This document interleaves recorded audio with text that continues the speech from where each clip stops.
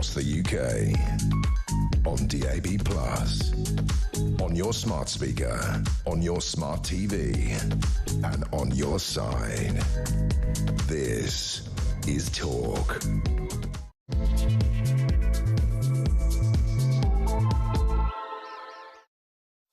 Whoa, whoa. A very... Whoa.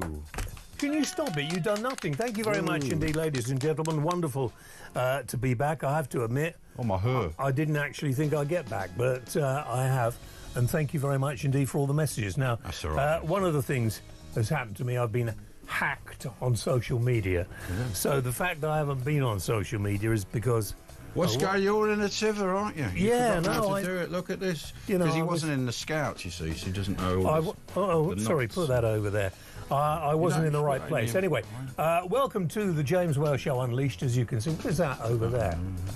Why are you doing that? Why have you got that there? You know, for goodness sake, put it in the right place. Oh, look, we got Amy. Amy. You got the wrong way around, haven't you? Amy's back on the... She hasn't been away. It's you that's not been here. Yeah, no. Hi, Amy. How are you doing? Good, how are you? Yeah, no, I'm fine, They got Amy. the Hales Owen massive. If anybody out there, I've had this, on top of my cancer, I've had this flu. And I have to tell you, it is an absolute...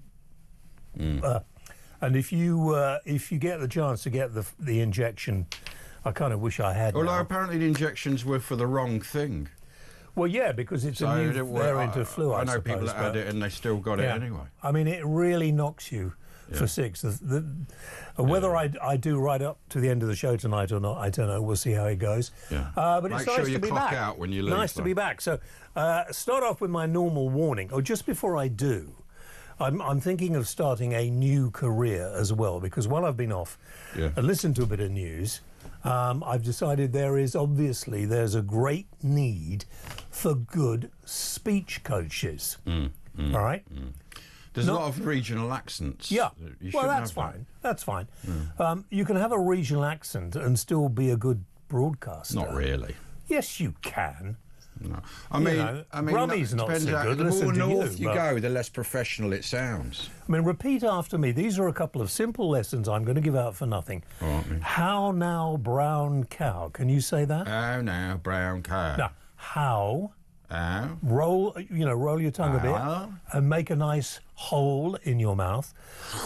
Yeah. How now, brown cow? Now, here's a good one, right? Yeah. So it's this, that, those, and them. That's all woke now, isn't it? You can't say that. You get arrested for it. This is to get you able to project your voice better. Do your pheasant plucker. I am a pheasant plucker and a pheasant plucker. I can't do it. I wouldn't. I'm a pheasant plucker. I'm a pheasant plucker, son. I'm only plucking pheasants till the pheasant plucker comes. Now, that is skills. That's skill. But this one is better. This is this, and that is that. This is this, and that is that. This is this, and that is that. This is this. And there we are. That's quite easy. That's £100 easily. And if Keir really feels his voice coach is doing him any good... He couldn't have been doing any voice coaching because he hasn't changed a bit. They must have been doing something else. Well, who knows?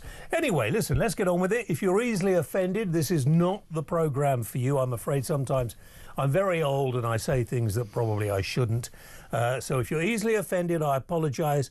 Go and watch or listen to another show. We're here on radio and TV together. And if you want to call in, get on the programme. Yeah, you can put your call and we'll ring you back in a bit. 0344 499 1000. We'll get some calls on in a moment. Chagos Island's another thing to talk about. The fact that our government is completely and utterly stupid and useless. You know, feel free to carry on. Paying $19 billion to give away something that was never theirs in the first place. And Can you shut up? Can you want to move there. Can you be quiet? Well, I thought I'd better have my say. The producer, he has got big for his boots since I've been away. This is basically the Ash Show featuring James Wales. Just move over there. Just move over a bit. Can't be.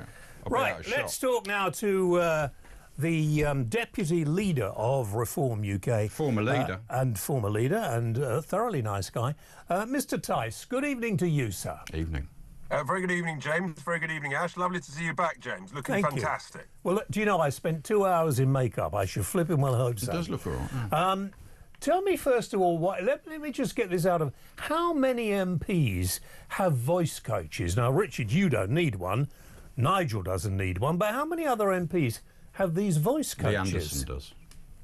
I've never heard of it before, but what I do know is that the Prime Minister's voice coach should be fired because whatever coaching, frankly, he had, it didn't do a very good job, did it? Didn't do anything. Hasn't changed at all. I think actually he may sound worse than he ever sounded before. What is this whole thing? And I'm not trying to embarrass any of you at all. But what is this thing about having your own vanity photographers that we pay for? It's completely ludicrous. I mean, we had a situation where the Labour Party was they were criticising the Tories for having their own vanity photographers, and now we discover that they've all got one of their own. Even Ed Mad Siliband has got one, apparently. Shouldn't be any photos of him. Remember the bacon sandwich? Every face he pulls looks a bit mental, a bit funny, doesn't it? The whole thing is, it's just an abuse of taxpayers' cash. It really is. Wherever you look, it's disgusting. And look, we all know Starmer, on that Christmas Eve in 2020, clearly was something very strange was going on. But the voice coach clearly broke the rules, moving from tier 3 to tier 4. A voice coach could easily do their work, their best or their worst, in this particular case, on Zoom. It was a classic case of that. So you have to ask, why did she have to go to see the Prime Minister in person? And he would have told her to go. She wouldn't have gone without going, "Oh, you sure I should come?" And he would have gone, "Oh yeah, don't worry." But this whole thing seems ridiculous because today, apparently, the whole of the cabinet had a meeting, but it was a secret meeting. It was outside Parliament, and they won't tell anybody what they were having a meeting about. Does it worry you? Well, they seem to be having a lot of secret meetings because yesterday, Isabel Oakeshott broke on talkTV that the Prime Minister had a secret meeting in Southport. Yeah. That they were basically keeping quiet about. They actually tried their best to ring round broadcasters to stop people publishing news of that when Isabel broke the story. And quite rightly, I mean, it's important. We need to know where the Prime Minister is, who he's meeting. Why did he want to keep a visit to Southport secret, I wonder? Because he's toxic amongst the public. You can't have a Prime Minister that can't actually face the British public. That's how he is now, because everyone will call him work. But is there something they're planning to do that is going to be of major consequence? I mean, first of all, they've got to. We'll talk about Chagos in a moment, if that's okay, Richard. But they've got to sort that problem out. This investigation that they're doing into Islamophobia, an Islamophobia Council to define discrimination.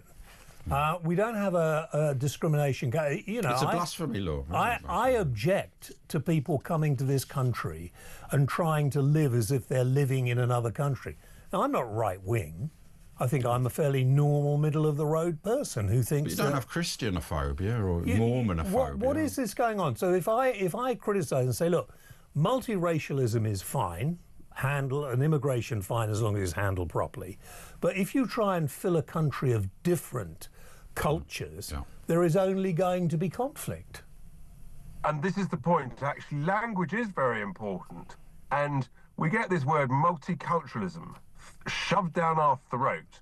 But the truth is, multicultures in a single country doesn't work, and we've seen that it doesn't work. And if people want to come and enjoy the great pleasure of living and working in the United Kingdom, then they have to do so on the basis that they are going to recognise and empathise with and understand and operate under the basis of British values, British law, and the British culture. And we don't want people coming here who say they're not going to integrate, they're not going to work, they're not going to speak our language. Oh, and for good measure, they might quite fancy a few Sharia courts here and there. No, the answer is, if you want to enjoy that sort of thing, please go and enjoy Sharia law and Sharia courts elsewhere in the world, but not in the United Kingdom. They'll say you're far right for saying and that. This is not to condemn or say we don't want anybody here who is a Muslim. There's plenty of Muslims with British culture values. I don't mind what religion you follow. I don't happen to follow any, but I don't mind what religion you follow as long as you don't think it's more important than the law of the country that that's the you trouble. live in, and that has to be sorted out. One last thing before we talk about Chagos, which I think is very important and very worrying. At PMQs, I saw you there, Richard. You and Nigel got to ask questions, which I thought Didn't was get any answers, but quite at least interesting. You didn't get any answers. But what you did get, or what Nigel got more than you, was a complete load of ignorant disrespect. Why? Well, because basically we are soaring in the polls. We're now winning. We're polling first in a number of polls, some 10 or 11 points ahead of the Tories, ahead of the Labour Party. For the They're first time ever, absolutely that is. petrified. And as they're petrified, inevitably, that's fine. They're going to attack us, but frankly, they've got nothing to attack us But it's on. not fine they've cancelled the elections. That's just cancelling democracy. That's like an authority. Yeah, so dictators cancel elections, Well, not that's what he is. democracies. Some- But with regard to the Chagos deal, it's actually even worse than the figure you just mentioned there, James, because it's this 9 billion is going to be inflation linked. Well, if you do that calculation over 99 years, you inflate that at a very modest rate of inflation of 3%, you actually get up to, give or take, 50 billion pounds. That's the equivalent of 50 years worth of winter fuel payments for our pensioners. Exactly. It beggars belief. Why has this idiot that is our Prime Minister, I'm sorry to be so rude, but quite frankly, every day he seems to prove it more and more as far as I'm concerned. Yet the media continue to try and paint you, Nigel, various other politicians as extreme right-wingers who are trying to encourage racism in this country. That's why they shut them down. That's why When they had to try. that is not the case. The fact is that what Angela Rayner, Keir Starmer and others are doing is going to increase those people who unfortunately are a bit sick in the head, who are racist, who don't like people because they don't look like them. And it's going to actually make it worse. Look, we're very clear. We want to welcome people on the basis of meritocracy. What people can contribute to not only their family, but to their community and to our country. That's the important thing. And our view is that this great nation is being taken down the plug hole by this useless Labour government. You have to ask yourself, with regard to Chagos, why are they doing this deal? This is our sovereign territory. It's our freehold. There's no legal obligation anywhere to give this up. By the way, people seem to have forgotten that when Mauritius gained independence from the United Kingdom back in 1968, part of that deal and treaty was that they gave up any claims to the Chagos Islands. And everyone seems to have forgotten that, it seems to me.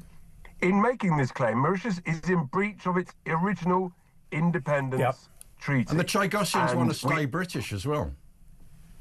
Well, that's right. I mean, the Chagosians were treated very poorly by us, Yeah.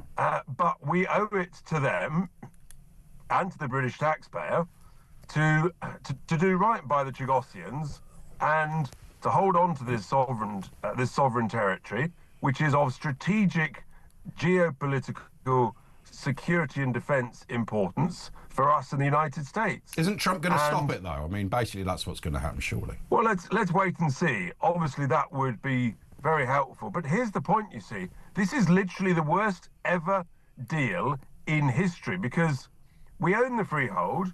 We're going to give it to Mauritius. Who never had a Instead of claim them for it. paying us a good bunch of cash, we're then going to pay them a load of money. We're immediately then going to sublet it to the Americans. We're not going to ask the Americans for any money. The Chinese are going to we're get it in ultimate the end. Muppets. You see, the problem I have here is that this whole negotiation, as I understand it, Richard, was started by the Tories. The Tory government were Your having mate this cleverly, discussion. wasn't it? It was cleverly. And why, I've no idea, except people get very upset when you mention the word colonialism. You know, Britain has done quite a lot for the Chagos Islands, so has America. And without America and Britain there and spending the money we do on it, Goodness only knows what Mauritius will end up. They want to stay British, like the Falkland Islands. We don't say we should give them back, and the Gibraltar. They all want to stay British for a reason, that is. And the Chagosians, who now a lot of them live in Crawley, apparently. You know, if they got it back, they'd get a big payout as well, wouldn't they? But who's getting the big payday? Who's getting the big payday? This is what it must be. To give you an idea of how the Mauritians are behaving over this matter, there are 400 or so Chagosians, I'm led to believe, living in Mauritius, and they've been told very clearly, under pain of punishment and some form of sanctions, they must not criticise this deal. So I think they're actually in the process, some of them are actually leaving Mauritius. What about their human rights? Yeah. What about the human rights being exposed by Mauritius? Why are we doing a deal with a government that, frankly, seems to be abusing people's human rights? Well, why do you think we are doing a deal, Richard? Is there some lawyers getting big paydays out of this? I'll tell you why, Ash. Because when you don't understand something, follow the money, and there is a trail of money here, and there is a trail of commission, and who knows who is getting what, where, and how much, and why. But I'm telling you what, I am very anxious indeed. Yeah, me too. And I'm also anxious about this continual abuse of people who speak out. So we're not going to be on the air for long if this carries on. 1 o'clock. You know, the problem is that this government is whittling away at freedom of speech and general freedom, democracy. They're salami slicing us into an authoritarian communist state. That complete and utter behaviour, because, of course, Reform has done so well in the polls recently, particularly that YouGov poll, and very few people ever say they don't believe YouGov polls. They always refer to YouGov as the poll that everybody should believe if you ever believe in them. It's the biggest one. But the disgusting behaviour by the Labour Party, the Liberal I mean, I'm not really sure what the point of Liberal Democrats is anymore. I think there's just a waste of seats in the House of and House the of Tories. Commons. I mean, they keep saying, "Oh, don't worry. We know we said we'd do it last time." But Richard's smiling. Go on. I'm loving your description of the Lib Dems. I mean, they're keeping the benches warm for someone else later on. That's all they're doing. Yeah. I mean, it's extraordinary. No one knows what they stand for, and but they just sort of prop up a few benches. That's fine. I mean, when the leader gets up at PMQs and he says nothing. And looks like Wayne Rooney. He says nothing. He says the same thing every week, and it's dull as ditch water. And everything he complains about, he never comes up with any actual solutions. And, you know, my view on life is, look, if you bring us a problem, then bring us a solution alongside it. I mean, going back very briefly to the stopping of the local elections, and one of the reasons that Keir Starmer gave, and I kind of have a bit of sympathy, I suppose, was that these seats in these areas are probably not going to be there in a year. And so it's costing money to have an election for an area that's not going to need the councillors after a year. Is it worth wasting the money on it? Well, look, the fact is that when you have elections, you're asking voters to pass judgment on the performance of the councillors over the last 4 years. And I think voters deserve that right. And Angela Rayner, the Deputy Prime Minister, admitted in the chamber on Wednesday that in cancelling these elections, they didn't actually know what they were going to replace them with. And when I challenged her and said, well, what happens if you're not ready in a year's time with the proposed unitary authorities, and that's quite possible they won't be ready, then in that case, essentially, you'll have to delay them another year and potentially another year. So what does that mean? But that's all bunkum. It's not for that reason. They're doing it to stop you getting more seats and giving bad publicity. Well, the Tories wanted it as well. You're being far too cynical, surely. Yeah, honestly. Yeah, I know. Well, what do you think you are? Some sort of far right winger? I know. or I something, know. yeah? I don't know what's to come over me. Richard, good to talk. Say hi to Nigel for us, and have a great weekend. Richard Tice, the Deputy Leader of Reform UK. And I thought, I mean, you know, I just think it was rude. Nigel got up and Richard got up to ask questions. They were invited to get up and ask questions. Or were they invited to get up so that the rest of the House who feel threatened That's by why. reform could humiliate them. Well, you know, you're doing a good job. I mean, they didn't invite Yeah. to Remembrance Day. Yeah, There's yeah. loads of things they sort of avoid them for, and same with Sadiq. And it didn't work either, You've got did them it? rattled, that's Yeah. why. Right, let's take some calls. If you want to talk, 0344 499 1000. Let's chat right after this.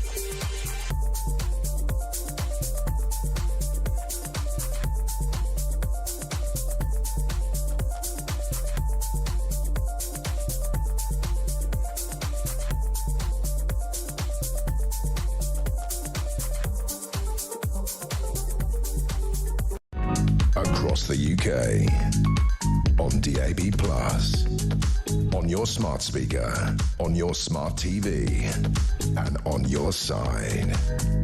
This is Talk. Right, welcome back. James Well, I'm back. How long for? I've no idea, but I'm back and I'm so happy to be here on the air tonight. Thank you for the messages. Even the ones who says, well, I don't give a was Which quite is funny most, that came the up. vast majority Yeah, of them. yeah. But no, there's some very nice. Thank you very much indeed. Right, if you want to join us, 0344 499 1000. I didn't really want to go straight to Heather. I don't know, it seems to be a tradition now. Does We it? start with Really? a show with Heather. Okay. It's our best caller. You voted her while I've been away, best caller. It's all downhill after Heather. I want to say hi to those people, by the way, in hospital. I spent 3 weeks over Christmas in hospital. I mean, the nurses, everybody are great. You like the nurses, do you? The NHS is stressed beyond capacity because they've got too many people walking around with clipboards, wondering if you're diverse enough. But the doing doctors, that choreography. the sort of. doctors and nurses are great, but they're working under really difficult circumstances. And this flu thing has just gone mad. It's just mental. Yeah. And if you have it, I wish you well. Right, Heather in Govan, what would you like to talk about tonight?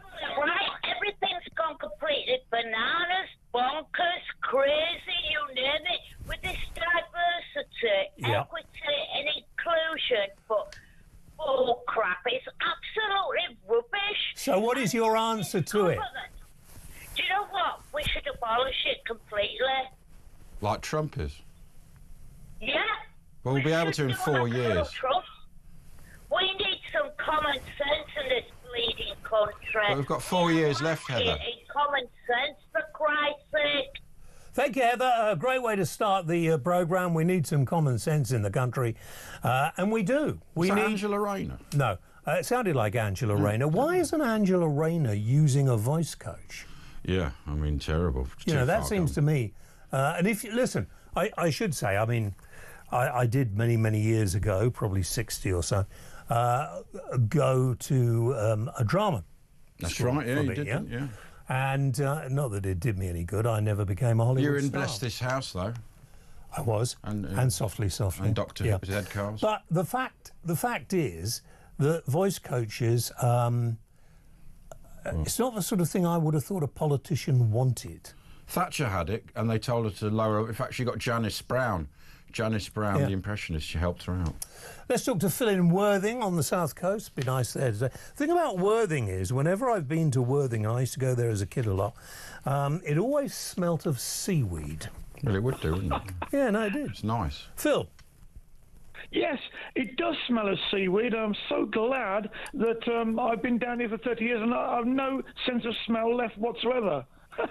It's quite a nice. Yeah, no, it's funny.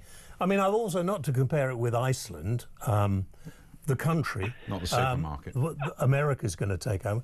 But No, that's Greenland. But when you get... listen, Oh, is it Greenland? listen. Yeah. Sorry. The idea that that we're going to move all the, as Andre said earlier, I think it's a positive thing, really positive. There's going to be a future for the Gazan people. Yeah. They're going to have a great future. God bless them. In the Lovely little Chagos people. Islands.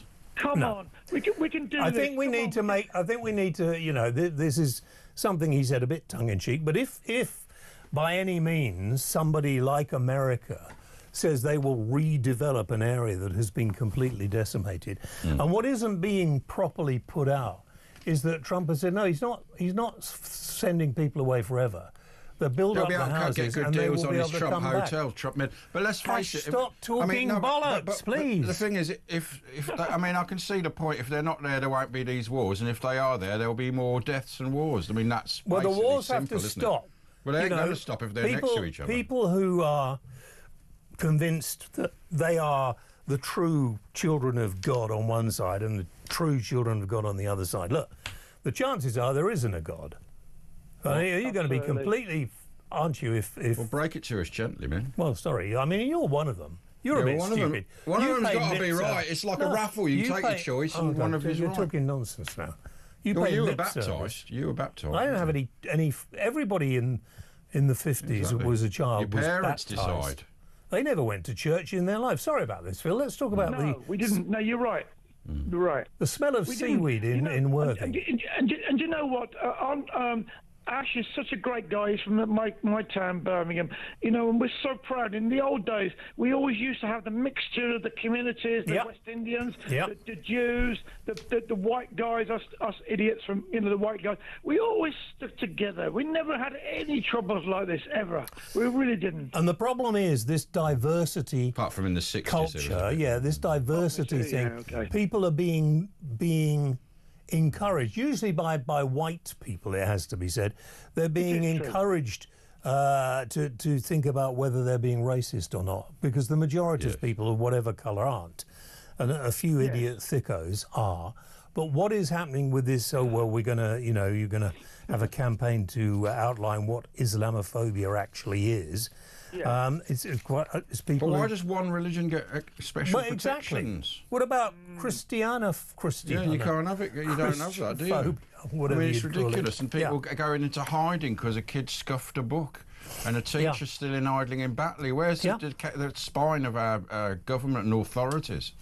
Do you know what I'm grateful for? That James Whale is getting over the flu. He's going to come back. It doesn't matter what religion you are. If he's going to die, he's going to die. But do you know what? He's not going to die. He's going to come back. James Whale is going to fight back. And do you know what? Like At the end of the Jesus, day, yeah, at resurrection Shut of up. James Wales. Now you're both being blasphemous. Now stop it. the end of the Yeah. day, Jesus it's all down to Whale. whether James. Yep. It's all down to Yep. whether James and his lovely lady want to be alive, and they do because they're in love together, and it's so lovely to see. I'm going to go home crying in a moment. Phil, thank you very much indeed. I'm coming to Worthing very soon.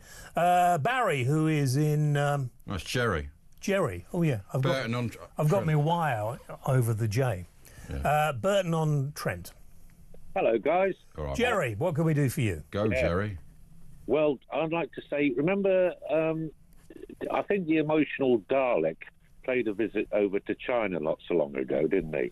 Who's the emotional garlic? Starmer. Oh, yes, Starmer. Does he eat lots of garlic? I missed No, that. Dalek. Oh, Dalek! Let me be clear. I think one of the problems I've got is a bit of a problem with hearing after this thing I've had. Anyway, go on. Yeah. Sorry. Anyway, the emotionalist Dalek went over there.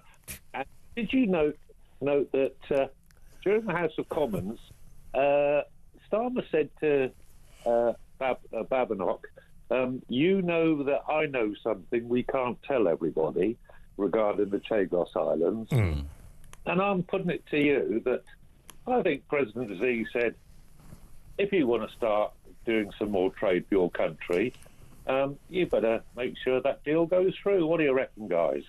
It might be, but I mean, the thing is, apparently it was the Tories that started this deal going through. Yeah. So she was stupid starting with that Chagos. Yeah. She had much better stuff to start with. Yeah, but... Do you remember when Starmer had a go at Boris for the cake? She didn't even have a go at him about, the voice coach. They're all in it together, the Uniparty. And if there'll be another split with Reform and Tories, and it will end up again in power, which would be terrible. What, the Tories? No, Labour will split, because there'll be a split, I don't think they will. I think don't you think the Tories and Reform will cause a split? I think the Labour Party have shown themselves up to not be capable of running anything. And I think the fact, how often do we see Angela Rayner or any of the other front bench whenever you see them, they make a fool of themselves. We don't see them now being interviewed very often at all. They're all hiding away. Yeah. If we were to ask Angela Rayner to come on this programme next week, I can assure you she'd say no. Oh, no, I won't come on. If we were to ask... Labour will not come on. It's probably got to do with other things as well, but, they won't come on because they know they will get a hard time. And rightfully so. And Starmer spends all his time running away from everything, doesn't he? Yeah. Hides away. I mean, in the old days, they had to be accountable, James. They had to... I wish we had a world in action, Transparency. Yeah. Well, unfortunately, the TV channels, what you call the mainstream, I think actually they are on their way out now, as we've seen. And they are desperately trying to cling on. There is absolutely no reason for us to have a licence fee to pay the rubbish. It's biased. And I've worked for the BBC many times, but I obviously won't be again. It's lost its way, the BBC. That's going... You know that Sky are coming off the old-fashioned format and doing what we did. Yeah. And everybody says, oh, well, that's no good. You're just failing and closing down. We have more viewers and listeners now than ever. And the fact is that we can count them properly. On the old traditional ways, the ones that... diaries and all GB that. and we get the figures direct immediately now. They get what people think are being listened to or watched. And there will be none of this. What do you call it when the way they broadcast now? Well, biased, isn't it? It's terrestrial. Yeah. It'll all be online. Yeah. And then everybody's going to have to rethink. That's the way it's going. Jerry, good to talk. Thank you very much indeed. We must take a break.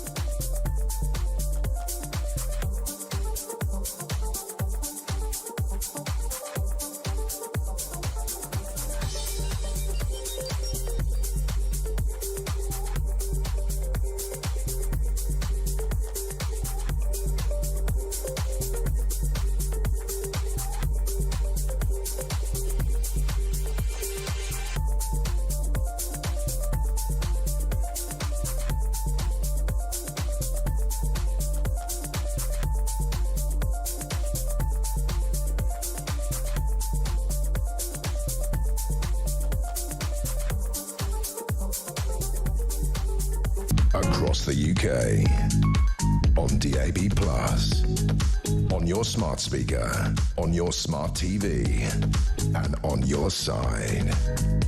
This is Talk.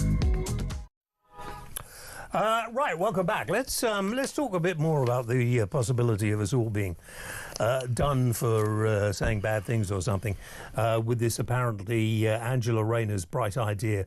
I didn't think she'd ever had an idea, bright or not. Creating an Islamophobia council to define discrimination. Now, Ali Milani is the chairman of... Is he chairman of... Labour Muslims Network.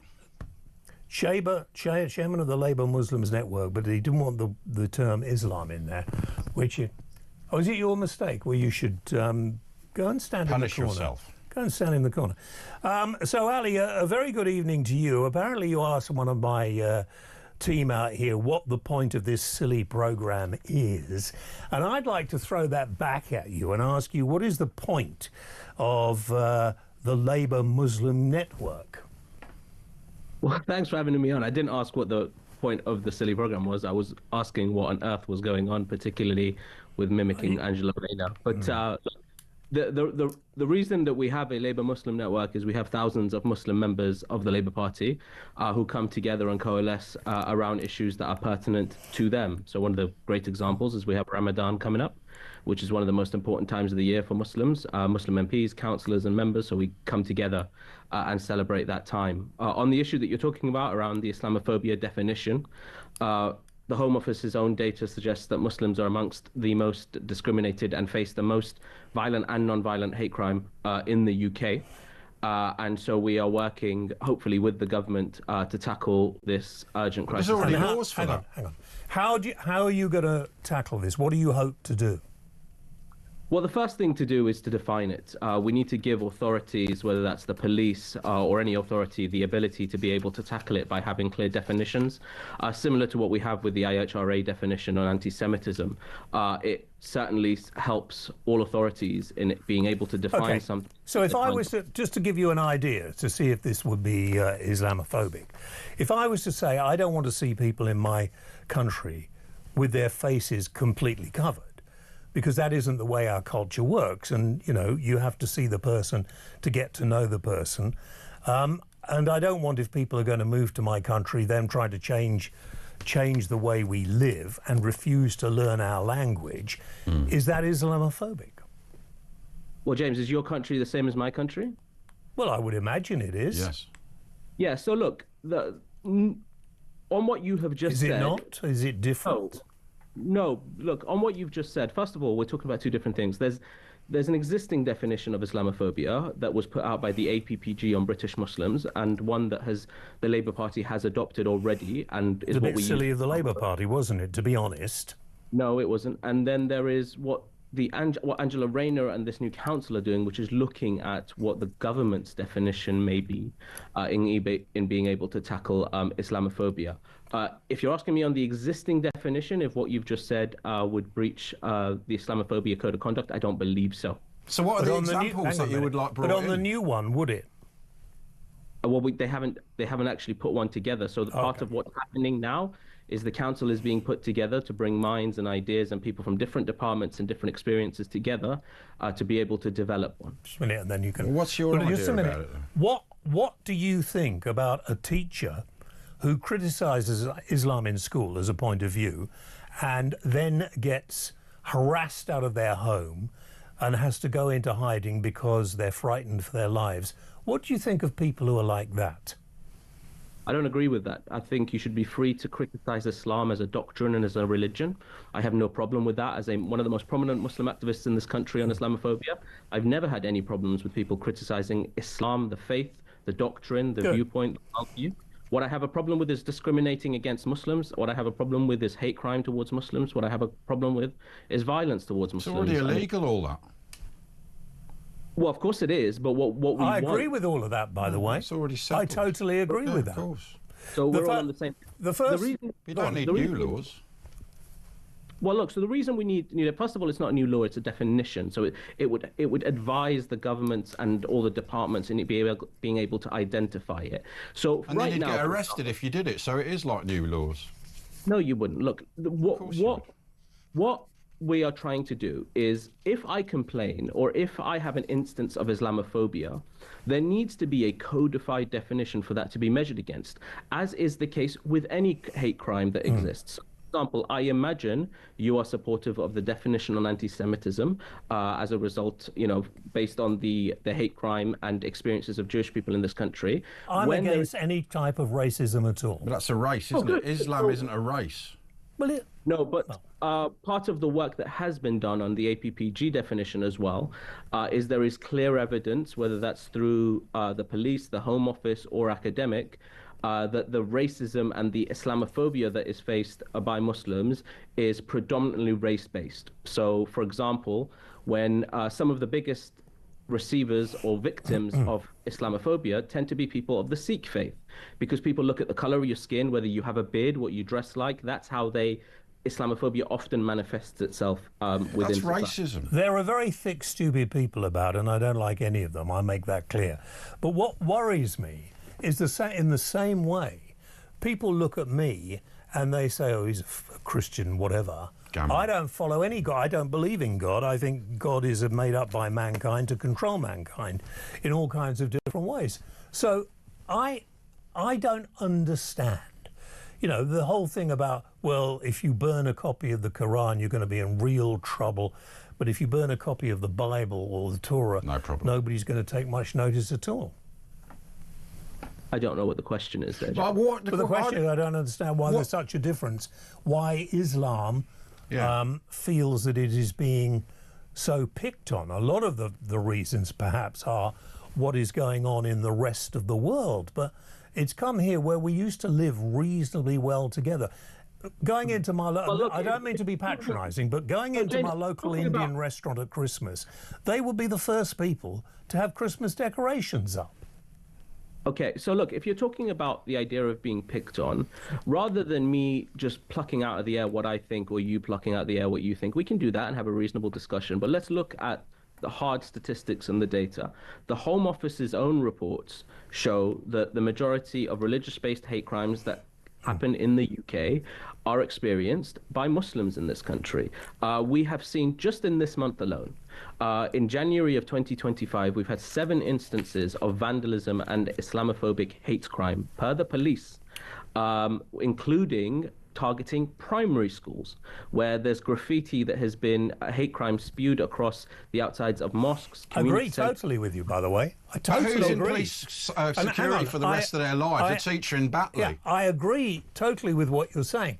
And the problem is it's going up because of the stupid way a lot of politicians, a lot of woke wallies in Parliament are making this such an issue. And what happens when you start saying, well, you're not going to be able to say this, or you're not going to be able to say that, or you must stop doing this, or you're extremely right-wing if you were to utter some of the things I say. And I'm not right-wing, I'm very normal, ordinary.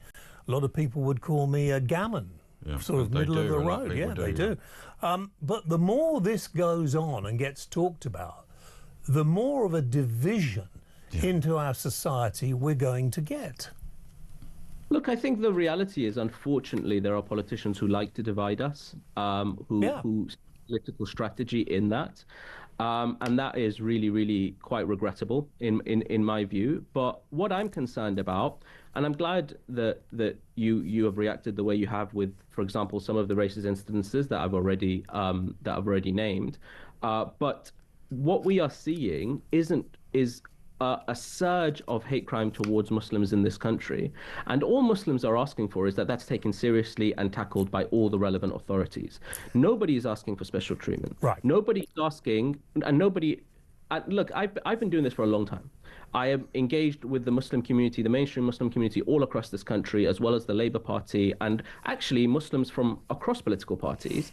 And I've not once heard people saying that they want to shut down criticism of Islam or the doctrines of Islam or the theological debates around Islam. Well, I've been doing this over 50 years. What we want to do is to make sure that we stop and end the meteoric rise of hate crime, both violent and non-violent in our country, which means Muslim women have their hijabs pulled off, pushed in front of trains and buses, where we've had elderly Muslim men mowed down by vans and killed on their way home from prayer at Ramadan. You've got to remember, we've had youngsters killed in bombs at concerts. We've had people attacked and killed because they were not Muslims, or because we've had this happen a lot. What would you do about extremist Muslims? I am not suggesting that those the people who carried out those crimes are representative of all people who follow the Muslim faith. There's about 40,000 on the watch list of MI5, which is 1% of the Muslim population. And there are Muslims in this country that would want to kill that teacher. What would you say to do about that? Because he's in hiding for the rest of his life now. Oh, I absolutely would not support any abuse or violence towards... Well, of course not, but what would you do against the many, that it might be a minority, but it's thousands, who would like him killed? Well, what would you like me to do? All I can do is... I don't know, maybe you've got answers for these things. Haven't you got an answer for that? Well, look, the reality is, if we're talking about the definitions of Islamophobia, we have suggestions on what can happen to give the authorities the powers and ability to be able to tackle them. If we're talking about instances of extremism that have happened throughout the years, decade, certainly in my lifetime, I'm sure you're not, but there certainly would never be a suggestion that justifies a response to the entire Muslim community, or the innocent Muslims all across this country who have nothing to do with that sort of extremist ideology. Well, I've got a question I'd just like to ask. Why are a lot of Muslims, and I mean, when you say you know people, it sounds bad, so I'm not going to say that, but I do know people who are, their families are of the Muslim faith. They're not of any faith. But they're scared to say that. They're scared to tell their parents they don't believe in all the stuff they believe in. They're actually quite scared of the Islamic community turning on them. Particularly, I'm thinking of, you probably know a couple of my gay friends who are of, not of the Muslim faith, but they come from a family that is. So how would you sort that out? Well, look, I'm not a representative of the Muslim community, nor can I speak on behalf of the entire Muslim community. But what I will say is people leaving faiths, moving between faiths, people within the LGBT community who are of people of faith, experience difficulty, whether they're Christians, Muslims, or Jews. There is no evidence to suggest that is more of a prominent issue within the Muslim community. I think there is. I think there is. You don't get hung from buildings, pushed off them, or hung from... It's the death penalty for apostasy for extremist Muslims. There's a difference of opinion on that. But, James, if you're suggesting there is, why don't you cite me a single source of evidence that suggests this is more of a prominent issue in the Muslim community than it is in other faiths? Well, why don't you come on the show next week, because I've got to take a break and they're automatically put in and will cut us off, and we'll discuss it. That's convenient. Good.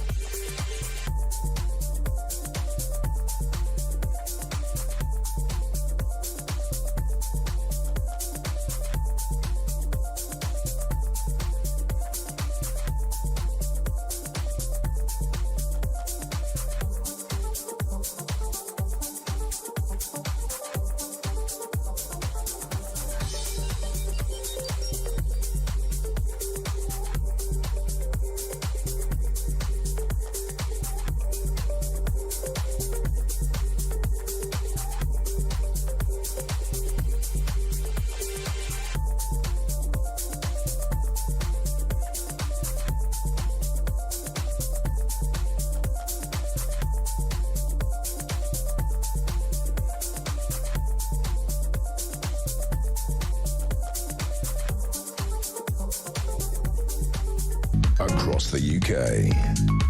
On DAB+, on your smart speaker, on your smart TV, and on your side. This is Talk. Right, welcome back. Thank you very much indeed for all of you getting in touch via text as well. 87222, text the word talk in your message. Yeah, and Twitter, although don't tweet me at Twitter because I've been hacked. At Virtual F. I'm trying to get it back, or I might have to start again. No, don't worry. I don't think I'm going to live long enough to... we'll sort it out. BBC's new phrase is without evidence, says somebody. What is that? Without evidence is pretty obvious. Why would you ask such a stupid question? This bloke is a professional victim, James. I just give up listening to these non-stop diatribes of victimhood. That's Stevie, I think, talking about Ali. Yeah. I wouldn't say that myself, but there we are. James and Ash, what is your guest's take on the grooming gangs? Well, maybe we get him on next week. We will do that as well. Margaret apparently is in an American Bedford.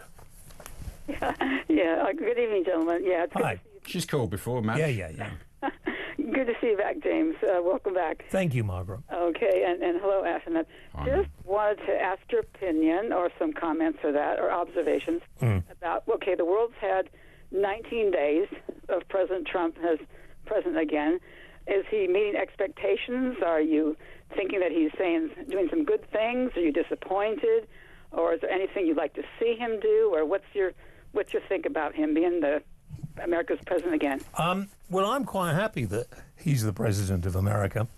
It upsets all the lefty lovies, in my view, and that's quite good. And he's doing more than any other politician has done from day one. He's got rid of loads of stuff. I think some of the things will probably not go as we've seen. He slapped on tariffs on Mexico and Canada, and but they soon changed the tune, didn't they? And he's banned DEI. Yeah.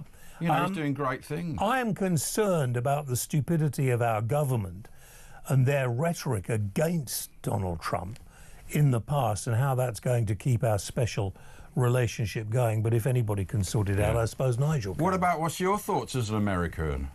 Yeah, well, I think that he is doing a bang-up job. I mean, getting in so quick and doing so many things. He's taking some social issues. I think people are glad about the gender thing, about there's only two genders, man and woman, and we're going to stop the transgenders in women's sports. There's social issues. Yep. I think that the thing about Gaza, I think that's a pipe dream. I don't even know if that came out of. Yeah, I don't actually think that. I think what he's basically trying to say is, the world needs to get together and rebuild an area where people could live peacefully, and to do that, the money that we've put in to that area over the years, if Hamas had not been involved, would have given the Palestinians a great life. He's come up with something, though, rather than the constant, circular motion, war, deaths, peace, war again. So, it needs to be broken, the cycle. It's gone on 80 years. Yeah, the one thing I'm kind of surprised at is it's been very quiet about Putin. I thought that him and Putin would strike up their semi-relationship again, and it's been quite quiet. No, they are. They're organising it at this moment. I think before he got in, they sorted that out. Yeah. Okay. Oh. And they're hoping that the president of Ukraine will be able to join them. And he said yes, but not in Ukraine. Well done. Yeah, he's going to go to North Korea. He's going to hang out with him again, the Rocket Man. So I'm positive about it, Margaret. He might not be as so pseudo-educated as a lot of these lefties seem to feel they are, but I actually think he says something, and he might say it in a very strange way. I mean, he said today, the war in Ukraine, he said, there's terrible trouble over there, we've got to help stop it. There's just people standing up in fields, and as soon as you shoot somebody, they're dead. He is more human than like Obama. He actually has human feelings rather than some of these career politicians like Blair, like Obama. I think you're right. Yeah. The one thing about the tariffs, can I just say one thing about tariffs? I think that really he's going to backtrack on that. I think it was just, hello, I'm going to get your attention. Have I got your attention now? And I have to admit, both Canada and Mexico, Well, who knows? We'll have to wait and see. Margaret, thank you for that. But these idiots, these particularly kids, what are they teaching them? at universities and schools now, where we've got these idiots going out bursting into tears. I can't believe Trump got it. Well, the reason he's blocked Canada and Mexico is because it's killing Americans. All the fentanyl is coming from those countries. The trade is all from Canada's benefit. America doesn't sell anything. Let's talk to Justin in London. Justin, good evening. Justin, before the news. Good evening, James. It's nice to see you back. Thank you, Justin. What can we do for you? It's just the point I wanted to make was in relation to your guest, Ali. There is an elephant in the room, and I think a lot of the racism stems from the fact that certain parts of the country or certain parts of society are slightly terrified. We're all worried about the terrorist attacks, and it tends to be stems from people of the Muslim faith. We don't hear of Catholic extreme terrorism. Well, we used to. Let's not go. No, Justin. But phobia means fear, doesn't it? And people are scared of extremist Muslims for obvious reasons. So, I mean, it's actually... But there are lots of other people with lots of other reasons around the world. And, you know, we had terrible, terrible troubles in the 70s and the 80s with Ireland. But 96% of terror attacks the last 20 years is from Islamic extremists. Justin, go on. And I think that's the reason why. James, I went to Batley Grammar School back in the 80s. You actually came over one time. Did I? Secretly, like Starmer. Like 88, 87. And back then, there was none of this. It's just grown exponentially, these attacks. But this is what happens in the world. Yeah, but Muslims were fine. There was no problem at that point, was there? I went to school with loads of Muslims. There was none of this. Don't forget, listen, Justin. Justin, listen, mate. Don't forget what we went through. You're probably too young with the IRA. They bombed pubs. They bombed innocent people. They put bombs on buses. They did some of the most appalling things right here in this country as well as over in Ireland. So religion is a terrible thing in my view, but there we are. Justin, thank you very much indeed. Imagine no religion. I mean... It's difficult, or is it easy if you try? Easy if you try, yeah. I don't know. I'm not. I do have. No help. I do have beliefs in me, and sort of like we all do. You better pick one. I mean, it's like a raffle, isn't it? One of them will be right. As I'm kind of heading towards the checkout time. Well, we all are, aren't we? And I do think. I wonder if there is anything. I wonder if there is, and I wonder what happens, and all that. And from time to time, have little conversations with Uri Geller about it. And you've got your red American bangle. You can't say that anymore. No, well, probably not. No, I shouldn't. Anyway, we're going to take a short break. We're going to come back. And then we are going to talk to Jackson Hinkle, US political commentator, has huge audience in America, and he's just been banned from YouTube. I wonder why. Have we been banned from YouTube? No, not lately. No. News coming up. We'll see you after 11.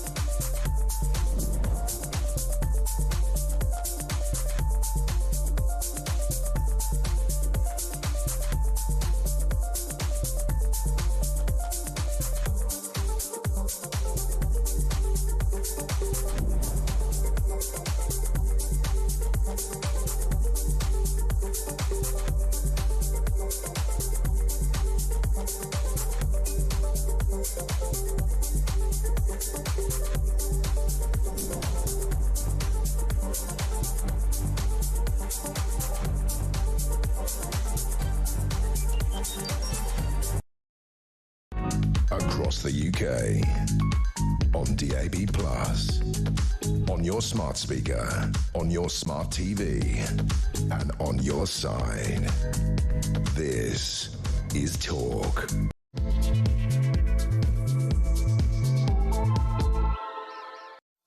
Yeah, we do.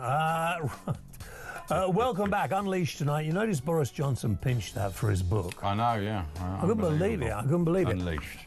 Dedicating the programme to voice coaches tonight. And if there are any voice coaches out who think they could do a better job for Keir Starmer, please get in touch. I mean, she really helped him out with his speech.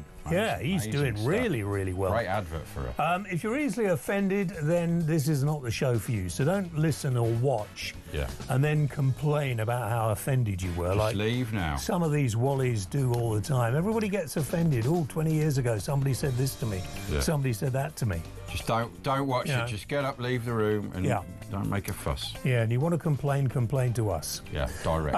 Right, let's carry on. Jackson Hinkle, we've had on before, US political commentator, a man who has a huge, enormous audience in America.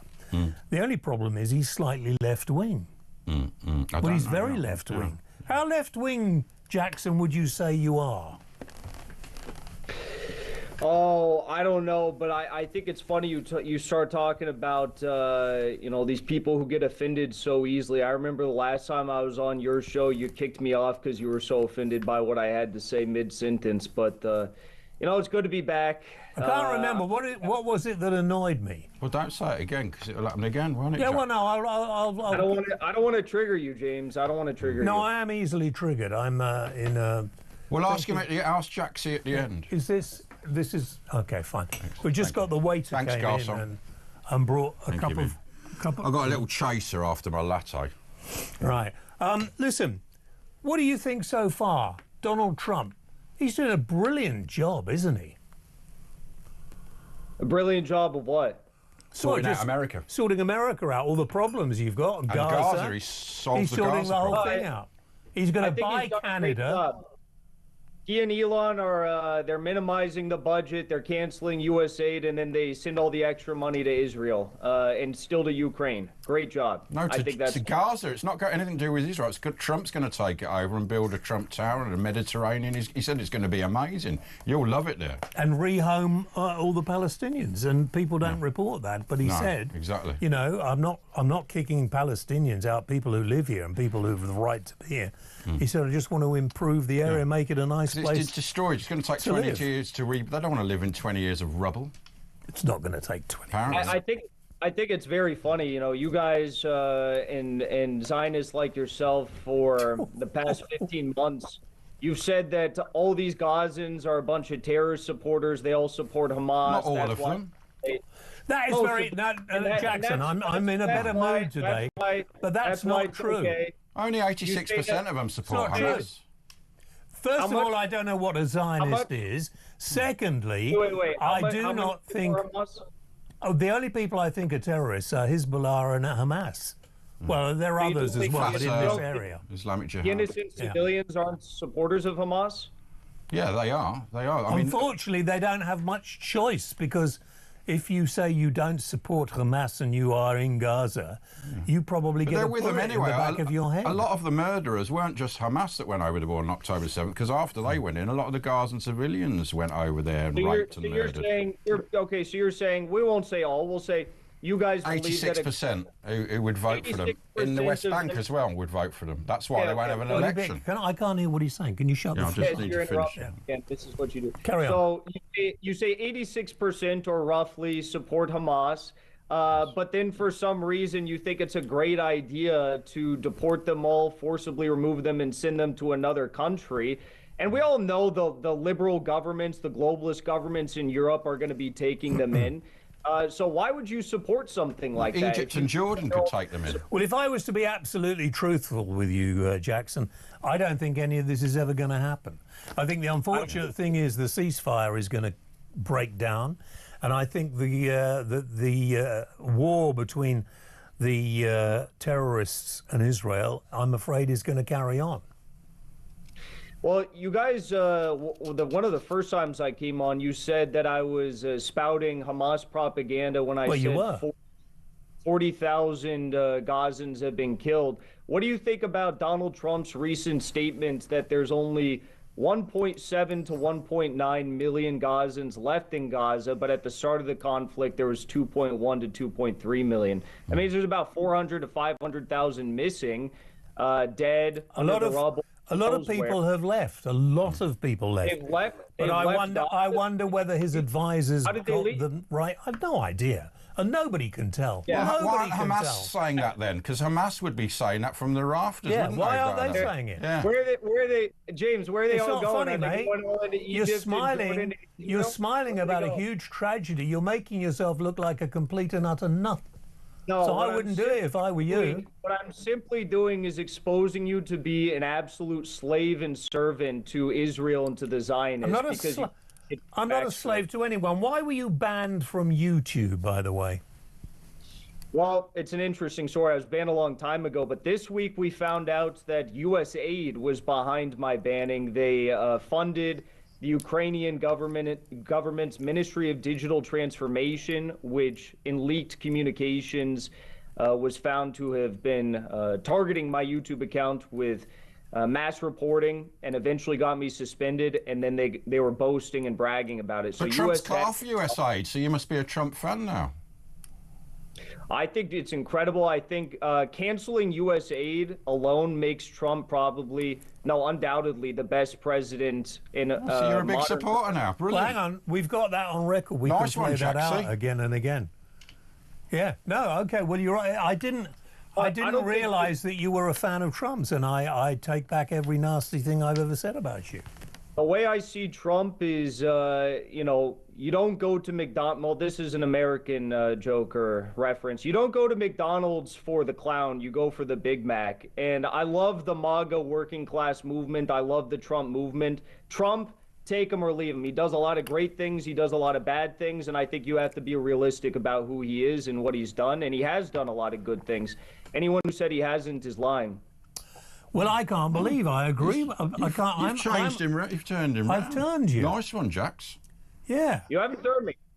Do you miss YouTube? Can we get you back on YouTube, or are you not bothered?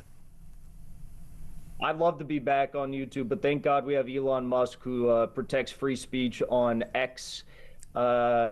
Even with today, you see what's being said on X today. It's crazy. People are having these mental breakdowns live on X, and he still allows them to stay up. So you're a big fan of Elon as well? I would do, but somebody hacked my account. I can't see it. But you must be losing millions with the YouTube loss.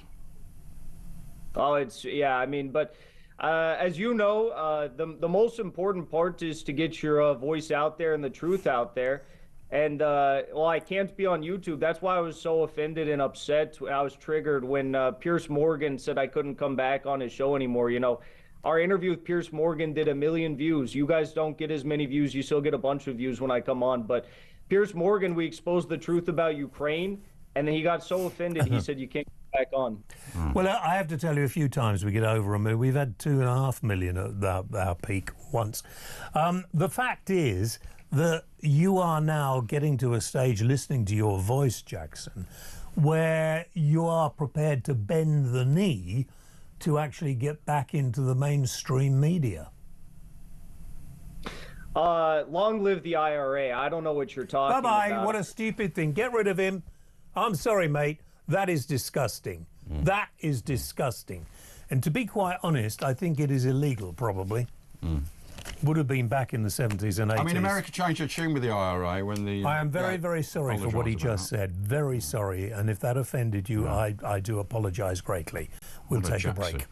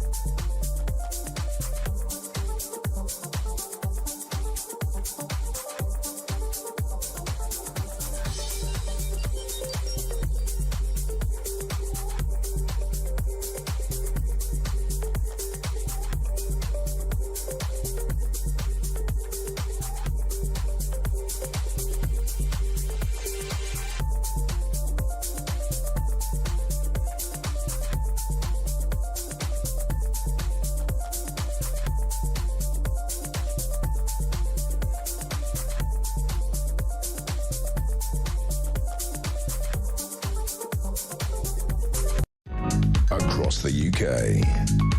On DAB+, on your smart speaker, on your smart TV, and on your side. This is Talk. It's a status symbol now to have a big belly. Is it? Yeah, you should be proud of it. I've lost a bit of mine, but not... Yeah. Oh, sorry, we're back. James Well Unleashed, and... Sorry, Ash. Really glad to be back. I'm sorry I've been away, and somebody... don't do that. And people saying, oh dear, what's wrong with you, James? And well, I think everybody knows I've got cancer, but I got that appalling flu thing and ended up in the hospital for 3 weeks or so. Gosh, it's frightening being in hospital. Is it? What's it like at night? Is it just noises like beep and stuff like that? Yeah, beeps, and then they wake you up 5 o'clock in the morning to take your blood What's pressure. What's the food like? Because Lord Grossman started doing the food, didn't he? Well, if Lloyd Grossman or anybody had anything to do with the food, I'd shut up about it because I didn't eat for a couple of weeks. You can only have enough pasta sauce and then, you know. Well, no, it's just... Is it? The hospital food. Yeah. Yeah, not... Pasta sauce might have been nice. Anyway, my thanks to all those in the NHS who looked after me, and they can't help the fact that perhaps the way it's run is not the best in the world. A lot of people wandering around asking questions that are unnecessary. Yeah, and drinking tea. I am not pregnant. Well, you have to ask. You know. Sometimes you've lactated, don't you? No, will you stop it? Right, let's do calls. 0344 499 1000. You want to talk about any of the issues we've talked about or something completely different? Really annoyed about that, Jackson. We won't have him on again. I thought, it was quite entertaining and funny, but... He's lost his sparkle since he's kicked off YouTube. Bring back Spitting Image, James. Imagine the characters: Angela, Raina, Two-Tier, Keir, Rachel from Accounts, Lisa Mandy, Big Dopey Lammy, etc., etc. The thing is, they did bring it back and you didn't notice, so that shows it doesn't really work, does it? Because it was massive back in the day. Because people are actually... Because Fluck and Law weren't... Sorry. Fluck and Law? Fluck and Law. Yeah, that's all right. Fluck and Law. Fluck and Law. Yeah. Oh, yeah. I accidentally said bummed the other day instead of bombed, and it caused a right for roaring. Well, it's because you need a voice coach. It's because of Freudian slip. What are you reading now? Oh, Andrew from Salisbury. Go take a hike, Andrew. You're an idiot. An absolute idiot. People like you, Andrew, actually do need to be spoken to. But he's talking about vaccinations, and I was talking about having the flu. People like you, Andrew, are a danger. Robert in Hertfordshire. Good evening, James. You're a sight for sore eyes, mate. Really good to see you back. You see me without makeup, you might not say that. No. Well, next to Ash, you look a picture of health. Next to Ash. Listen, I'm really incensed with that Ali, that guy you had on. He is one of the problems this country's got. Now, he's going on about hate crime. Isn't child grooming hate crime, then? Yep. Yeah, it's worse than that, isn't it? If you added all the victims of child grooming up, it comes to thousands, right or wrong. It's child rape, isn't it? Let's say it how it is. Yeah, and it's a hate crime because they're not doing it to their own. It is racist as well, yeah. They call them a white this and a white that. That's what the girls have been saying. Well, the Muslim faith in this country is more than well represented. Do you agree? It's more than well represented. You've got a Muslim mayor, you've got Muslim MPs, you've got Muslim councillors up and down the country. I want you to something I found out that really gives me the ump. Can you explain it to me and your listeners and viewers? Is it true that Muslims don't have to pay interest on loans? No, it's not. Well, true. there's Islamic mortgages. I think they do pay in another way, but you still have to pay. But if you were to take out as far as I'm aware, if you were to take out a mortgage through the normal people that you would take it out, the banks, the building societies, you would have to pay exactly the same as everybody else. But there are, I believe, and I might be wrong, you should know this, but there are Sharia banks, and I think you can get Sharia bank, the bank that likes to say. No, I don't, there is Islamic mortgages, so because interest is against it's usury in there. It's against their religion. That's right. Yeah. You try and use that down the bank. I don't know, but Steve, I wouldn't worry about it too much. Okay. No, I'm because not worried about it. The problem is we have to come about equality. Yeah. And I just can't see where the equality is. What I'm saying is the Muslim faith are more than well represented in this country. And with that, Ali, if he doesn't like it, go and live in a Muslim country. I'm sorry, I'm not coming across as being racist, but I'm fed up. Well, you are slightly, Robert, but yeah. I mean, the problem, I tend to agree. If you want to live, this is not a religious country. This is I don't care about the Church of England. Look at the what's his name, the Archbishop. The one who's not there anymore. Yeah, it's quite funny, isn't it? And the other ones, they've all been up to no good or not doing what they should have done, and then covering up for others that are no good. And then you've got the grooming gangs of the other. It just religion is something that has always caused problems in the world ever since Roman times and before, probably. Yeah, but grooming gangs is not a religion. But these people, a lot of these people hide behind their religions. That's what I'm saying. It is a bit religious based because they wouldn't do it to a fellow Muslim girl. It's because they're kuffar, as these extremists would see, that they are fair game in their eyes. But what you can't do, Robert, and what we must, you can't just be rude to somebody because you think they look like something they might be. Because, you know, I find that really difficult to understand. I know people who were born and bred in this country, but probably their families go back to a different part of the world. The vast majority of Muslims just get on and just are British culturally, but there's many that aren't now, and they see that as a strength. Some of the these white saviours. A few people who want to walk down the street with their women folk walking behind them. Saudis come over here and do it. You quite often see it in the West End. Outside the and most women are expensive subjugated. shops. Some women, they have to wear that. You know, some they say, oh, it's freedom for us by covering it, but a lot of them, they don't want to wear that, but they would maybe get beaten or something would happen if they don't do that. But you know, facial recognition is very important to the culture of this country. Yeah. Robert, thank you for that. Yeah. But don't let yourself be dragged into being racist. We are a multiracial country, and I'm glad that we are. But what we are not, whatever people think, is a multicultural country, because you can still support the culture that you were brought up with or your heritage is. That's fine. But once you try and get your culture to take over from the culture, well, that's happening in certain country, areas. There are parallel societies. I absolutely know. And MPs for Gaza, and that isn't on, in my view. Stevie in Manchester, you're on the air. Hi, Steve. Oh, I love the fact that you called me Stevie, James, anyway. So, hello, James. Hi, Steve. All right, Stevie. Hi, Ash. Honorary Mank. How are you doing? All right, man. All right, our kid. I think we've been a multicultural country for a long time. But I kind of struggle with just when bad people... Listen, we're not talking about secularism. I think, is that a word? I don't know. I suppose it is. When people do bad things, and it kind of, I guess it kind of winds people up. I think we're quite a deep, probably one of the best countries in the world for. No, we are the best country in the world. Bringing them on and. Yeah, where else would you want to live?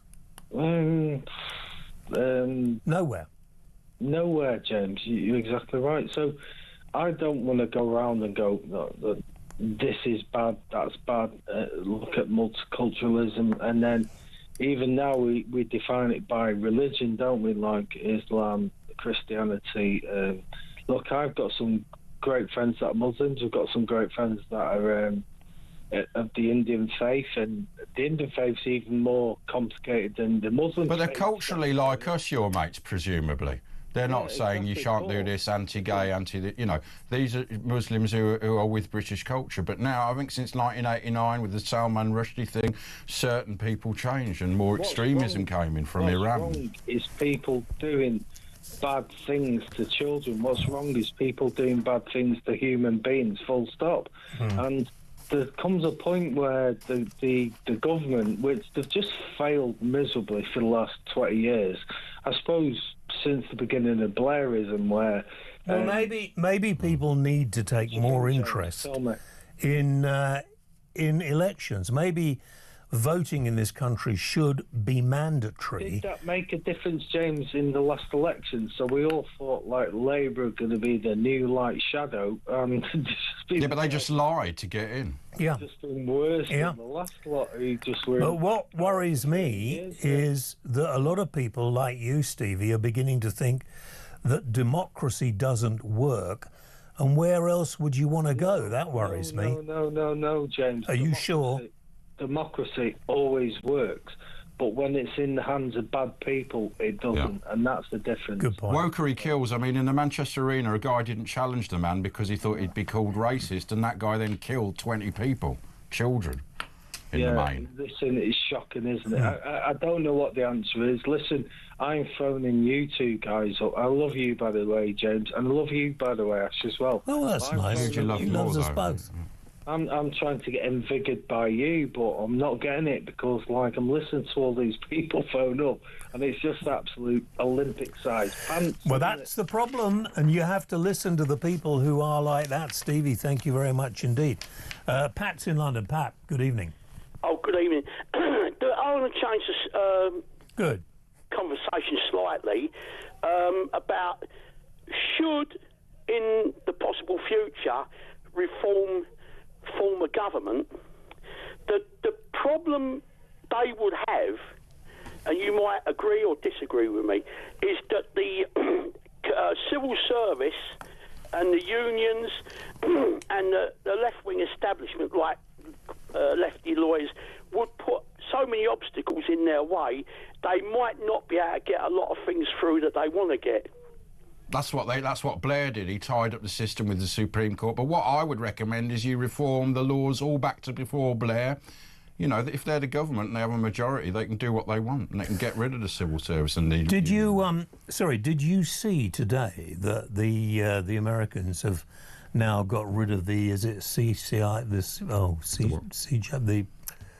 the International Criminal Court, yeah. Exactly, and yeah. Israel have removed from it because, I mean, look at it. I mean, North Korea, this is all part of the UN, which people think is a great organisation. It's mainly built up of despotic authoritarian. North Korea were in the Human Rights Council. Iran and did you were see in the what our Women's government Rights said? Well, they were a bit upset about the fact America and Israel have left the ICC. Well, it's a kangaroo court. We should leave. Why aren't we leaving the ICC? I mean, look, they issue an arrest warrant for Netanyahu. What about, you know, he's not really coming. But what about Assad? What about Kim? They don't issue any arrest warrants for them. Mass murderers. The ICC are a complete waste of space and time that we left them. We should have left them years ago. Yeah. You know, the bloody Tories let us down when Brexit was done. They just didn't do it. And each election they said we'll get immigration to 50,000. They lied. Hang on, Pat wants to come in. Sorry, Pat. You see, the thing that the Conservatives have been infiltrated down the years by lots of sort of liberals, centre left politicians, and they've watered down the Conservative Party to such a degree that you can't tell them from the Labour. But they've also permanently I mean, before, when you've done things, it's not permanent. This immigration of 1 million a year will not be able to be reversed. So they've permanently damaged this country now, the Tories. So I don't think there's a role for them anymore from future because they've caused permanent damage. You see, I mean, reform I like the sound of. I mean, although I voted Conservative in the last election, which I've always done, basically. But reform I like the look of or the sound of. But, as I say, my fear is if they did get in with a reasonable majority, there'd be so many brick walls, and I mean, you look at the Brexit thing, you look at the Rwanda thing with the Conservatives. You've got to either sanitise the unions or the civil servants. Well, you leave the ECHR. That's what you do. Yeah. I don't think you sanitise them. Excuse me. And you sack the civil servants. You change the laws, which the Tories were weak. Yeah. They couldn't do it. They could have done it, but they didn't. They didn't want to. They were lily-livered in that respect. Yeah. Well, they're infiltrated, like Pat, you say. You make a good point, and people need to wake up and actually they have to think before they vote, and we need to have voting in this country. People say, I'm not interested in politics. Politics is life. Politics is how the world we live in and the way we live is decided. And politics, you can't... I'm not interested in But we've only politics. got Labour on the left, really, and you've be. got two on the right. You've got Tories and Reform, so they'll end up splitting it again, and you'll get another 5 years of No. You've got the Tories and the Lib Dems. The proper right wing, not extreme at the moment, is Reform. Well, exactly, yeah. I mean, you're right. Yeah. You know, the Tories and the Tory Lib Dems and the Labour Party are both very mushy. Well, Lord Monckton, he comes on the show sometimes, and he was Thatcher's advisors. He said about 20 years ago the Tory party was infiltrated so that they wouldn't get any quality people. And if you look at it, they haven't got any good quality people in Tories, and it's by design, apparently, according to Lord Monckton. All right. Sally, thank you for your text. I'm glad you're out of hospital. And yeah, chemo and hospital food, not the best things, are they? Right, shall we talk to Keith? I think we shall. Banbury. Keith, in Banbury, hey, Oxfordshire. James, I turned on tonight and there you were back, great. And I'd have this thing where I like to write little ditties, and I've done you a little ditty if you'd like to listen to it. Did you say little a little titty, yes. To show. A little ditty, not a titty. Oh, right. Are you a bit witty with your ditty? A big welcome back, James. Damn, you are tough. You can't stop broadcasting because we ain't had enough. Your voice tells us the truth and where our tax goes, because the sharing government don't even know. You explain to us what's happening to our country, and because God only knows. You get the true picture when watching your shows. They broke the mould when James Whale was made. You're passionate and outspoken because you call a spade a spade. Keep it up, James. Well, that was good, but watch your ditty now. Keithy, thank you very much indeed, Keith. That was very nice. Nice titty. A very nice ditty. Ditty. Don't... A bit witty. Yeah, witty ditty. Yeah. Nice one. It's really brightened my day now. It really has brightened my day. I may well not stay to... I think I'm going to leave you to the final hour of the show. Why, are you feeling rough? Yeah. Try another 10 minutes. I'm going to try another 10 minutes. And we'll take a how break that and I'll come back. Break by break. Yeah.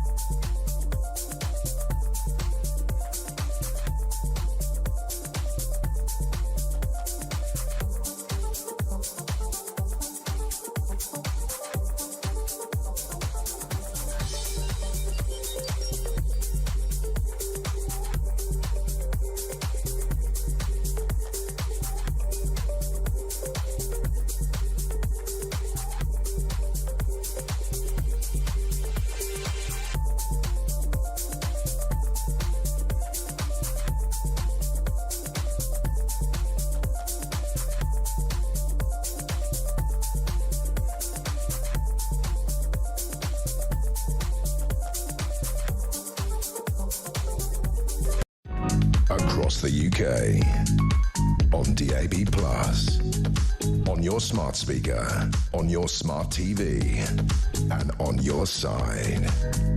This is Talk. Here we go. Here we go. Everybody get their earpieces stuck in. Andrew Eborn, futurist and barrister, joins us, because I think I am probably going to have to. I'm feeling just a little bit knackered, but and I want to be able to come and do it next week and everything else. So, Andrew's here just to keep you in your place, because you know he's a legal expert. So can we? Should we have a little look at the front page of the papers and then do? Because I've got the Daily Mirror here. Yes. And sadly, the burglar shot by Tony Martin. I wonder if anybody listening remembers that story. Oh, it was a massive story. It was a huge story. Tony Martin was a farmer, and somebody broke in and burgled him, and he shot them. Yes. In the backs as they were running away. Running that was away. the controversy. He wasn't defending himself, but there was such a public outcry. He killed a 16-year-old. He did. He That was gave the a other permanent burglar, limp absolutely. to the older guy. Yeah. And he was done for murder, and there was such a public outcry, they changed it. When actually it probably was murder, they were running away, but, you know, he kept getting attacked and the police did nothing. Yeah. He claimed self-defence and he got 3 years, basically. We used to have him, he had that came on the show a couple of times. Yeah, lots of times. Yeah. I find it, because if somebody broke, I've been burgled, I don't know whether you guys have. Yes, and it is a rape of your life, okay? It's such an intrusion, you're absolutely right. Yes. And they're not, oh, he's only a burglar, him. Can you execute them? They were running away and he shot them in the back. Well, I tell you, luckily on a couple of times I was burgled. Yes. I wasn't there, and nor was anybody. Although one time my dogs were. Right. I came back to find them wandering up and down a main road. They could have been killed. And I tell you what, I would have gone One out got myself and found beaten up, them. didn't he? The dogs. Yeah, one got beaten up. Yeah. Big German Shepherd. Really? So Good heavens. almost had a stick. And anyway, the dog was fine. Yeah. Eventually, but I felt so angry. Yes. I don't know what I would have been capable of doing had I been in the house. Yeah. And I mean, obviously not now in my condition, but. Right. Back then, I was in my 30s, 40s. It's awful. I mean, it's a massive intrusion. Errol Musk, as you know, is on my show all the time. Do you know him? I do. Elon's dad. What happened? Sort out my I saw your Twitter. We'll get that. X. You got to go there now, James. What happened is, it was reported in the press, he killed some burglars and he was up for a murder charge. Because what happened, they broke into his house. He had a very young daughter there. They had guns and everything. And he was really scared that they were going to basically he lay in harm wait because his he'd been daughter. burgled before, so he used to lay in wait and. It's because the if you've standard ever thing in been South burgled, Africa, it does affect you. It's a horrible thing. As you say, it's a massive intrusion. But you're right, the outcry about this particular case, Tony Martin, all that time ago, because people broke into his house, he was concerned about his safety. He argued self-defence. Yeah. He ended up with 3 years. And the story now, he's just died this week, 26 years after he was killed. He killed fellow burglar Fred Barras, who was 16 at the time. And what this ex-crook is saying is that I have no anger. He did what he had to do. Well, absolutely. Yeah. What about the parents of the 16-year-old? I mean, he was shot in the back running away. Shouldn't have been breaking into the house, should I he? think this is it. There has execute to be. them. There has to. Well, we don't know the circumstances. You weren't there. You know, Well, no, he was running away. He's a bit woke, isn't he, James? You shouldn't shoot people in the back. No. Yeah, well, that's but what he I'm did. telling you, because you are so stupid sometimes, that had you ever been in a situation... I've been burgled. Yeah, but you don't care. The fact is, I was a student. You know, wasn't you much don't stuff. really care. They did nick all me 7 They inches. broke in and decorated, didn't they? Yeah, exactly. It turned out to be much. They did a lovely job. Student. It wasn't. Yeah, it had nothing. When it's your home, you brought it. kids up Yeah, there. I get it. You've got animals. Yeah. We're talking of burglars because it's in his history. ITV have sacked chef Gino D'Acampo over sexually inappropriate behaviour claims. That's in the. And they're all coming out now, Independent. aren't they? So that even in the jungle, they're claiming out. But is it? They're making them all. I don't know if it's because they haven't got any news or anything else. But first of all, they're 40 odd years away, and secondly, is it? You know, when I was younger, men used to pinch ladies' bottoms. Well, that's true. And ladies used to grab a handful and pinch a man's bum. Would you like to go back to those days? No. Particularly if you were wearing tight jeans. Or you get a slap and a laugh by... And I'm not suggesting that's good, whatever, but it was of the time. Now, absolutely. If he if he forced himself on somebody who didn't think like that, that's a different thing. But this seems to be the fact that he behaves in a way some people do. I mean, you behave like this. No, not like that. Have sort of fun. Greg Wallace was sacked for the same sort of reason. And that's what I'm saying. What I don't like about it, though, is trial by media. Yeah. So at the moment, he says he didn't do anything wrong, whatever it is. Ever since he appeared on, I think this morning, wasn't it, with Holly and Phil at that stage, it was all about the double entendres. Whenever there's a double entendre, I just. But he does it when he's in the one where he's going with the other two chefs, or the chef, Gordon Ramsay and the other one. Yeah. Yes. They're being real lads, and I mean, you know, right down to taking their clothes off. It's the banter. And blurring bits of their body by, and so. That's what Greg Wallace did, didn't he? But he had a sock. You know, these are certain sorts of people, the sort of person you hang out in the pub and have a laugh. Oh, that's what they do. Yeah. And you're so right, James. It's the old banter. And if you look back in history at the 70s and 80s, and I used to wander around TV studios, and that's what people used to do. Yeah, we don't know what he did yet. He might have done more than banter. That's the thing, isn't it? We also don't know if he did any of it yet, because it's trial by media. Which, could you as have I a say, fair trial after this? Well, I think it's interesting because everybody's piling out. They even got Annie, whatever it was, you know, the clean one, that sort of stuff. She said how awful he was in the jungle, and they had to cut bits out of the ITV. Oh, the clean lady, the poo sifter. That's one of the stories. She came on this show, and she was. She was saying, I'll take out the story I found it in, but she basically said that whilst he was in the jungle, this is what he was doing, and they had to cut out bits and pieces because he was so inappropriate there as well. No wonder she was fainting all the time. ITV were covering it up, is what she claims. Well, he was on this morning, and that's where Philip Schofield was, so there's a history of that, isn't there? Yeah. I was in Big Brother, and you were very good in Big Brother. Yeah, I've never seen it. I never really. You were brilliant. I love Compulsive You. It was great. My agent said, because I didn't want to do it, I hadn't seen it, but the money was too good I to know say the no. agent's involved. Yes, £200. And I went in. I said, I need to get. He said, no one's going to like you. You'll be out first. And I thought, good. But then, you know, things like, while I was in there, I got pneumonia. Not bad, I got pneumonia. Yeah. And they said to me, okay, well, you can leave, obviously. Yeah. But you probably end up being in bed or whatever. You might as well do that here. So, Doctor came in. And you had Biggins in bed with you, didn't you? No. And I ended up having a bit of a fight with the guy who won it, called Bear. Yes. But all sorts of things went on in there. I can't tell you. Oh, is that right? I could tell you. But not anything anybody really complained about. Because if anybody complained, they go in the diary room and say, I'm not putting up with this anymore, you know, sort it out. Yeah. So why all this time in the future has suddenly it become... And that's the problem. You've got to put... everything's about context, isn't it? So you turn around, and at the time it might be a bit of banter and so on and so forth. If it's genuine sexual abuse, then absolutely call it out. Absolutely right, Absolutely right. If it's a bit of banter of the stuff that you've described and that we've all witnessed and actually been victims of, in inverted commas, then it's different, isn't it? And I mean, in those days... I don't, because I'm very old. You're not. But in those, no, he really is. In that, I'll be 80 in 6 years. The fact is that if you went back, you went out to a club as a guy and as a woman probably, and you chatted each other up, and it would be, do you fancy a dance and things like that. I don't know if you were to do that now. I have no interest now, but you would be in big. I don't know how people date now. I seriously don't. You have to sign contracts now before you go to bed and consensual stuff. kissing and that sort of stuff. It really ruins the moment. No, but absolutely. How people do it nowadays, I've got no idea. Because you're right. You're so worried you're going to end up on some sort of claim against you as a result. And everything, you take the moment away. Is it all right if I put my arm around you now? I mean, come on. Well, exactly. That's how it used to be done. But now you have to go, do you mind if I do that? Do you remember when you were, young and whatever?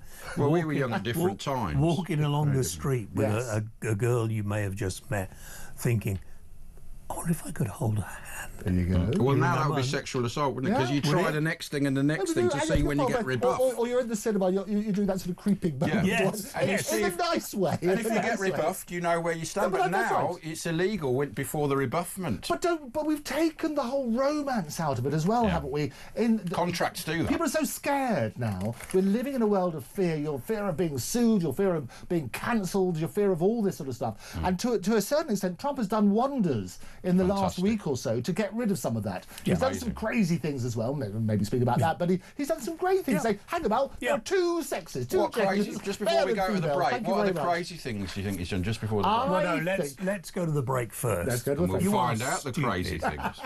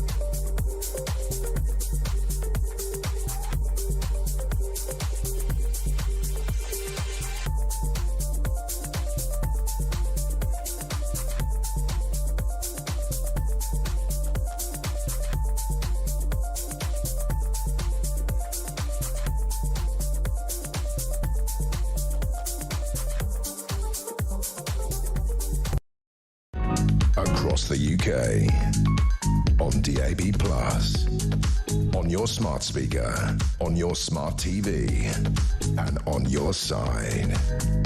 This is Talk. Right, welcome back. A little bit of breaking news about Joe Biden. Would you like to share it? Well, apparently Trump, on his Truth Social, has revealed he's removed Joe Biden's security clearance. So we're just going to look in to see what he actually says.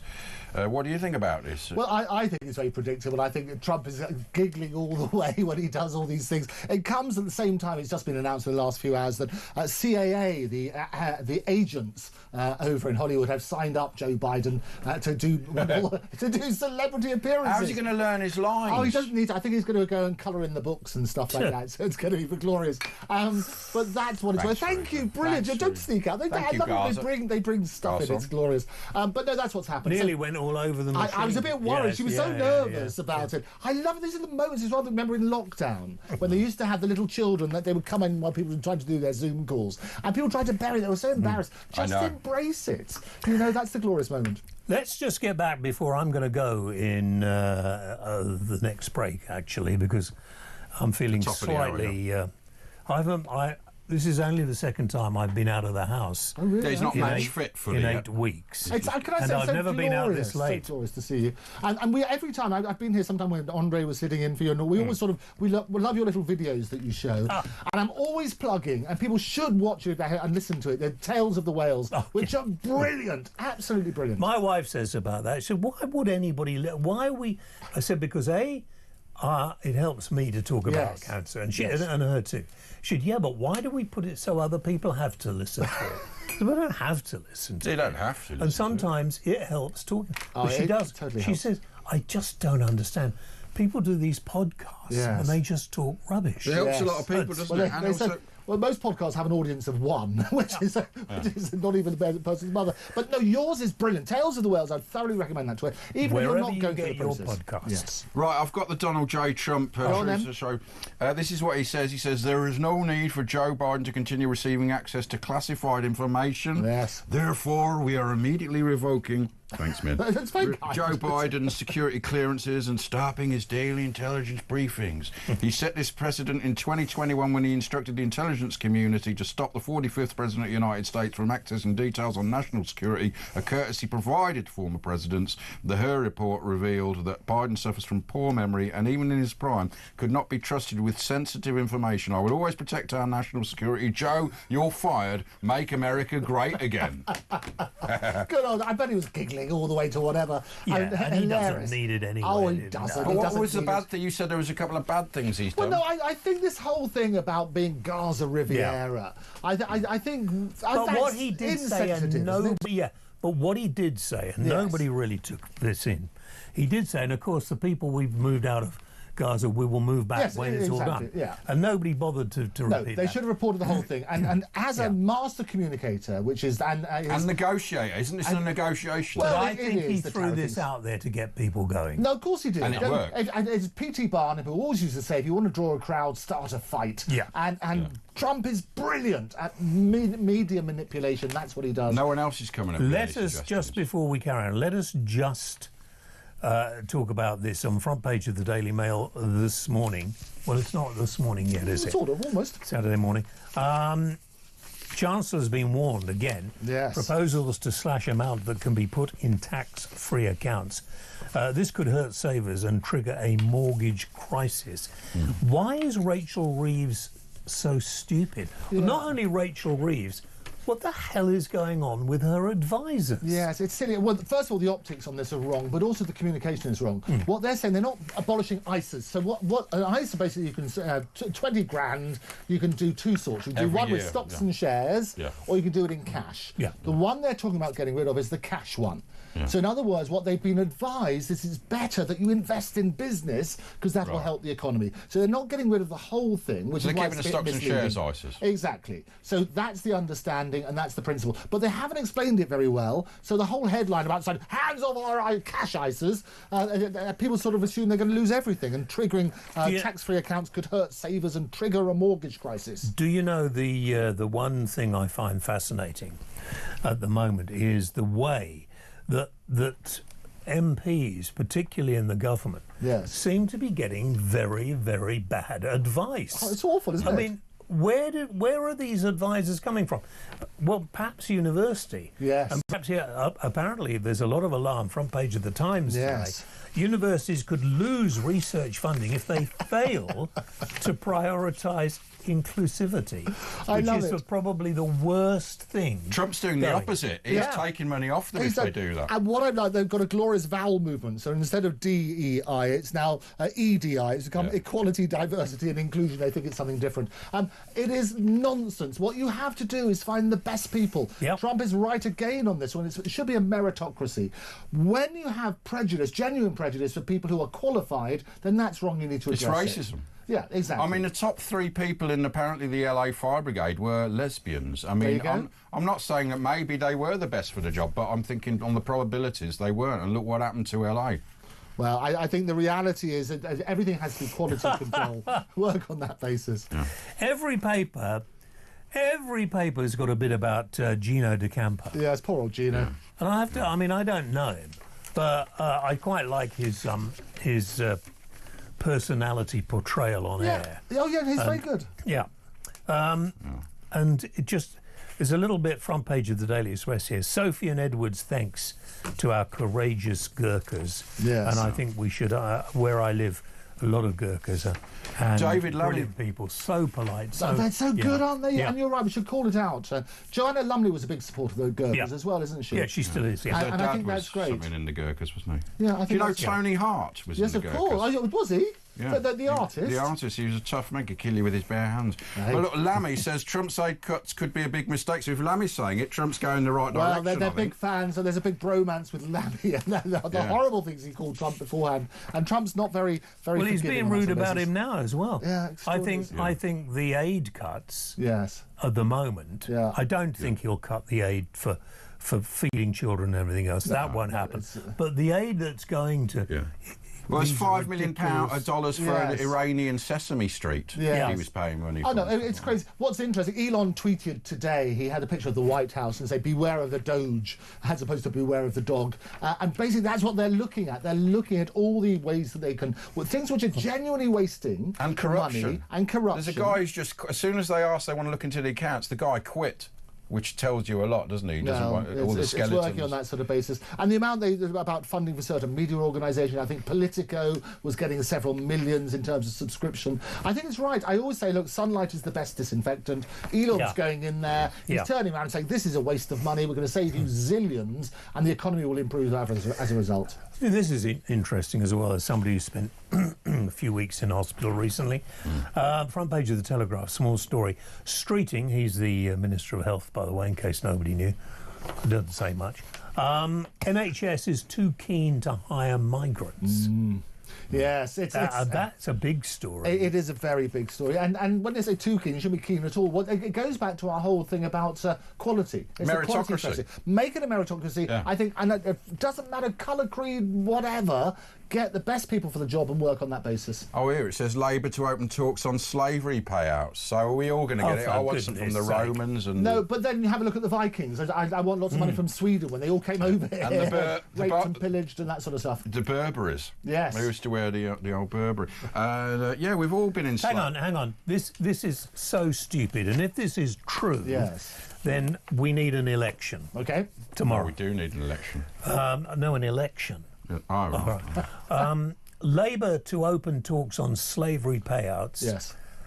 Foreign Office meeting after demands for more than 18 trillion. I know. Where's that money going to come from? 18 trillion. Where's that money going to come from? I mean, it is. We cannot be expected to pay for what happened in a different time to now. Yeah, we can't. And you're so right, James. And history, I've always said, is ugly. You go back far enough, horrible things happen. We talk about the Vikings coming over here. Hang on, not that far. We used to have executions in the street. Right.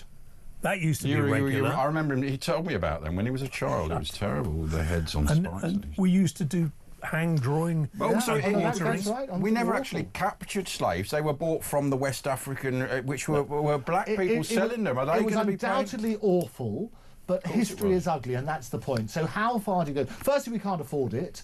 And where does this money come from? We've got a cost of living crisis. And it's not the victims that get it, and it's not the perpetrators that are going to get fined. It's totally unfair. So if we recognise history as ugly, recognise that this is wrong. So why would Labour even open because they're talks? ticking yet another box. Yeah. And this is the problem. And they are the antithesis of Trump. I mean, Trump at the moment is not just conquering the world and trying to say, I'll have Canada and I'll have Gaza Riviera and I'll take Mars. He's probably going to be the most acquisitive, land-grabbing president in history.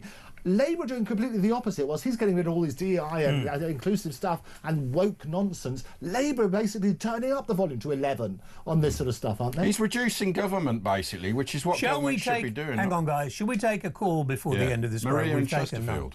Maria, good evening to you. Oh, good evening. Maria, what can we do for you? Oh, I'd just like to say thank you, James Whale. I think he's been absolutely brilliant tonight. Oh, well, that's very nice What's of you, been Maria. so good about him? I wondered why you were being squeezed in at the end of this hour. But, Maria, that's very lovely of you. Thank you very much indeed. It is not the same without James Whale. I think he's been... I keep telling Ash that. That's so true. It's much better, actually. And do you know, here's something that nobody knew. I bought my first car in Chesterfield. Right. Did you? Right. What was it? What was the car you bought? A Ford Fiat Model T. 127. A Fiat 127. Fantastic. What colour? White. Was it white?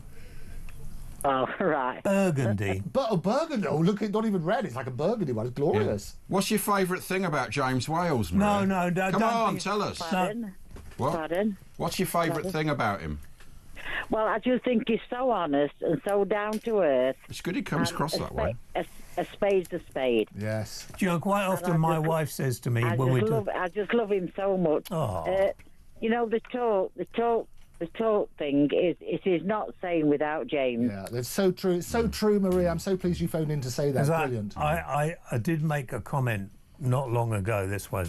I said, Why do people get calls on that say how wonderful they are? It makes all the audience go funny. And they don't like it. And he's just doing it to me. But to be fair, though, James... Maria, thank you so much. Yeah, so well done, and Maria. have a lovely weekend, Maria. Thank you. Yeah.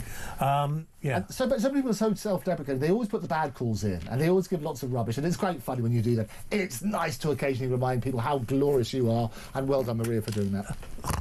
Oh, dear, I am embarrassed. I need to go home and lie down now. Well, you've got another minute and a bit. I need to remember, you don't get your full fee. Your podcast back tomorrow, is it, James? I will be recording it tomorrow. It's not been anywhere. I even did one in a hospital. Beautiful, man. Brilliant stuff. In a hospital.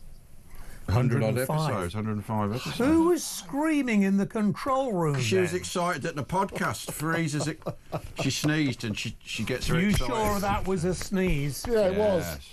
I need to get a mask to walk through the control room. Well, in a that's minute. right. You don't want to pick that up again. Are you fully recovered now? Are you much better now? Is it sort of? Well, the flu thing takes a long time. That's what I thought you to would get take out of for your a long system. time, weren't you? I haven't got the virus anymore. Right. But it's what it does to you, and I need to find out what it's done to my tumours and things like that. So but I want to get back to work. I think a shot of adrenaline. Yeah, isn't that great? But you come alive when you're on air. Yeah. I have, because I'm Lady W and I are trying to do it all right. So we're already in touch with our local hospice and everything else. And they came around earlier in the week and we decided on various things. But they're such great people in hospices, I can't tell you. Yes. And one said, "You're in a bit of pain, aren't you?" And I said, "Yeah, I'm in a little bit of pain."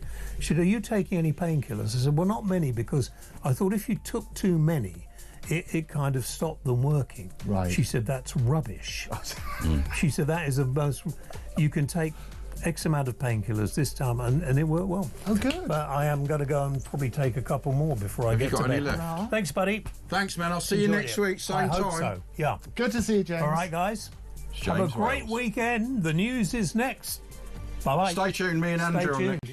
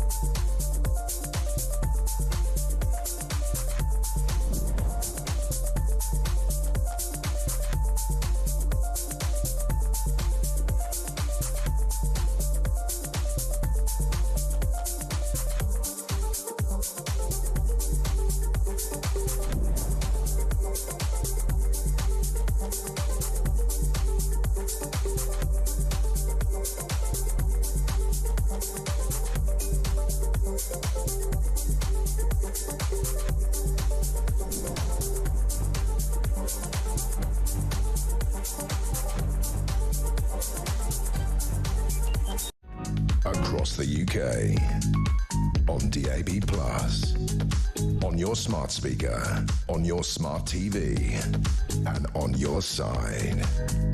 This is Talk.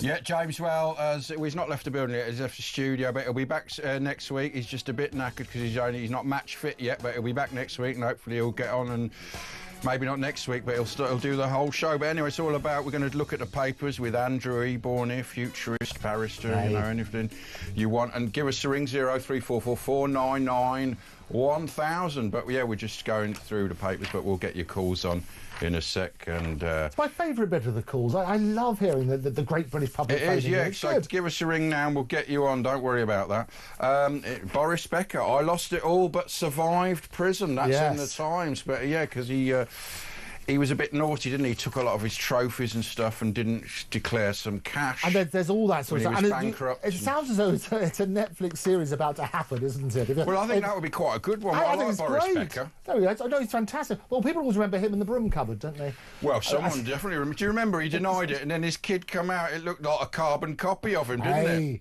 it? He couldn't deny it after that, you know what I mean? That would be a great TV series, I reckon. It's in the magazine, in the Times. It'd be a great series. That's a good shout, actually. Netflix. They could do a whole... would be good. We'll negotiate the deal for you, Boris. Will the BBC have him back again? Because he's great on Wimbledon, wasn't he? I think everybody will come back, and you work on that sort of basis, that they will need... There's so many people being laid off at the moment with accusations. They've got lots of spaces to fill. Yeah, man, exactly, yeah. The Daily Mail, drug delivers to our doorstep that shattered our marriage by Danny Cipriani's wife. Well, that'll do it, won't it? You know? Yes, that's not good. Beetroot risotto, The Guardian, that sounds disgusting. Horrible, beetroot.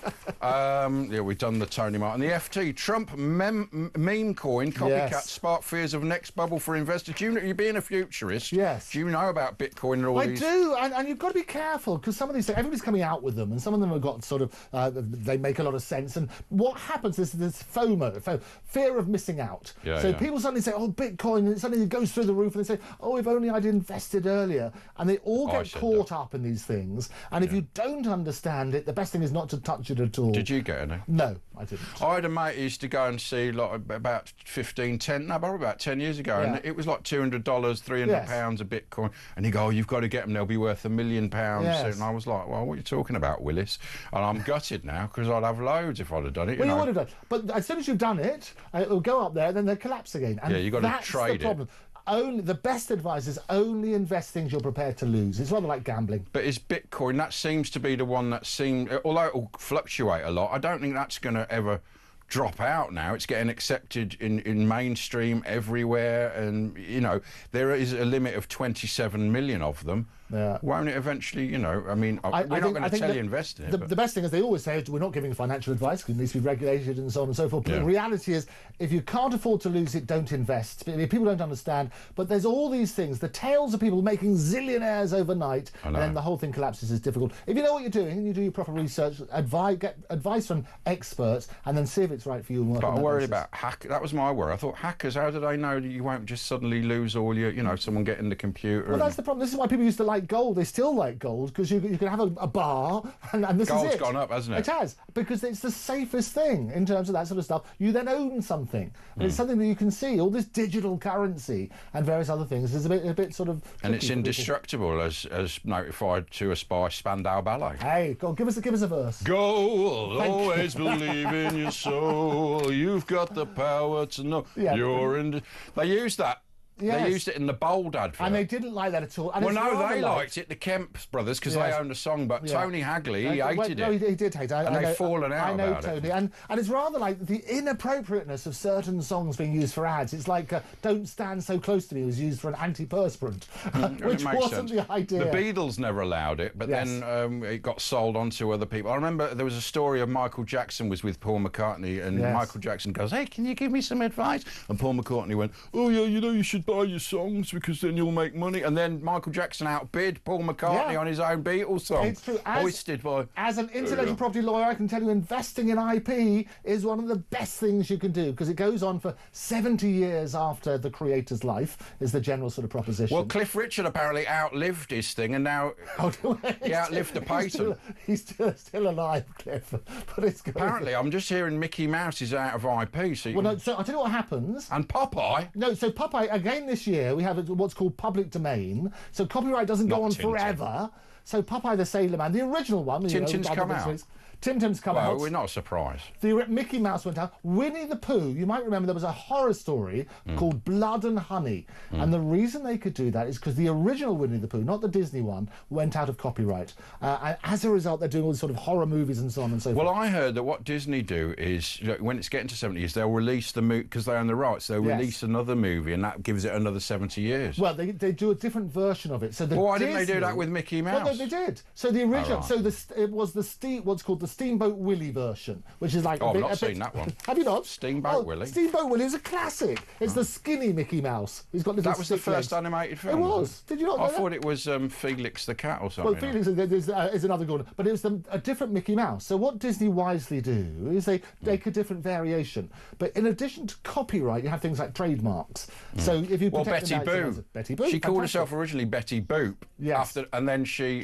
There's another one. Now she could call herself Betty Boop because of the intellectual rights have gone out. But that's the thing. Everybody's a copyright owner. Everybody has a chance to make money from the rights that they own. So make sure they're protected. Accenture. This is in the FT. Very expensive. Accenture joins rush to ditch diversity targets as US executive order takes toll because Trump's now said, all these police. In fact, anyone that protested for Hamas and isn't American has been deported. They're getting deported. And people are loving. We should do that here. It's so easy. And I was making the point earlier when James was here is that you contrast what Trump is doing in America to that sort of nebulous stuff that's happening over here. It's the complete antithesis. Trump is saying, make America great again. They've suggested it should be mega now, make Europe great again. I thought Gobber, get our Britain back again. That would be good. Or just put the greats back into Britain. That's what we want. Well, that was a geographical term. Yes. So, you know what I mean? You can do, but wouldn't it be great? But you look at the money that Starmer spent on his voice coach in lockdown, you would hope he would have had a bit of charisma as well, and that's what they should have done. Just be able to speak. I mean, it's a bad advert for her, It wasn't good. I mean, I would sue if somebody claimed I was that voice coach. Do you remember when... She's married to Robin Asquith. Yeah, there you go. Did you not know that from Robin's Nest? No, I didn't know that, but I know she was married... Well, that's a different Robin, isn't it? She was in... Robin's Nest? Yes. No, he died, Richard O'Sullivan. Yes. But she was... No, he's alive still, She was... No, he died a while ago. Did he? I thought he was in Brinsworth House. But, yeah, he was. He was, but he died, You don't live forever just because you go to Ridgeworth. Okay, well... But, also, did you hear about the news yesterday, Freedom of Information requests that these protests, they applied to the Met Police while these horrible, on October the 7th, while it was going on at midday. I mean, did people know about it before? We have got former Hamas battalion leaders living in this country for some crazy reason. It is horrible. Man's inhumanity to man makes countless thousands mourn. I mean, the reality is the horrible things that people have done to other human beings needs to be exposed so it doesn't happen again. Well, they exposed it themselves, didn't they, with their cameras, Hamas. UK tax cuts for Musk, Zuckerberg and Bezos, likely price of a tariffs deal with Trump. Now, so, I mean, the thing is... Because now Starmer and all that are going, disinformation, misinformation, just like the Soviet Union. They're trying to clamp down on it. But, I mean, if they do that, they're going to get... Trump is not going to allow that, and there's going to be massive tariffs. So this whole Trump thing is turning things around, isn't it? It's infecting the whole of the world with his goodness. What this is, however, it's a tax which is already in existence. It's 2%, which they pay for search engines and so on and so forth. And what they're trying to do, and Trump made it very clear, he says one of his favourite words is tariffs, and he's been using that as a negotiating tool, and it's sort of worked in a way. He's had good conversations with Canada and the fentanyl in Mexico. Exactly, in Mexico. But 25% of Canada's GDP is from exports to America, and America only makes about 1% of its GDP from exports because they mainly sell within themselves because there's such a massive market in there. I mean, we don't buy anything American here. There's no American car. The only thing I can think of is Zippo lighters and I suppose Apple phones and stuff like that, but there's very little, and that's all made in China.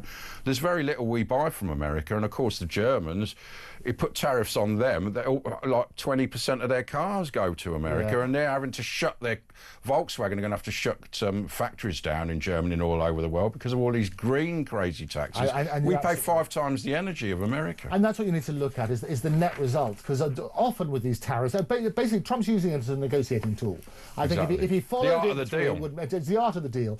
If you look at China, for example, Tesla get most of their stuff from China. So Elon, he's got that relationship, and you've got to make that sort of make sense. But it's going to be very interesting on a worldwide stage. But China are fighting against. They're the only country who have got maybe a bit of clout to fight against it. But their cars are very cheap. There, well, they nick our intellectual property. Everything's incredibly cheap. You see what happened to the equivalent of ChatGPT. I don't know if you've seen. They've done a better version, apparently. Which is this whole wonderful thing. I don't know if you've seen it. No, tell us about this new system. I will tell you. So it's DeepSeek is what it's called. It's got a picture of a whale. It's nothing to do with Seeks, is it? Nothing to do with Seeks. Nothing to do with Seeks. DeepSeek's got a whale on it, and it's two things. Firstly, it was produced incredibly cheaply for a fraction because they nick the intellectual property. Well, basically. maybe, but they managed to do it very, very quickly, and it was the fastest downloaded app in America in the last few days. And shares of other companies just tanked. Because what's so good about this? It's actually better than. Well, it is, but I've tried. Well, it's actually it's simpler apparently how it works. It's very simple, and if you tap in, I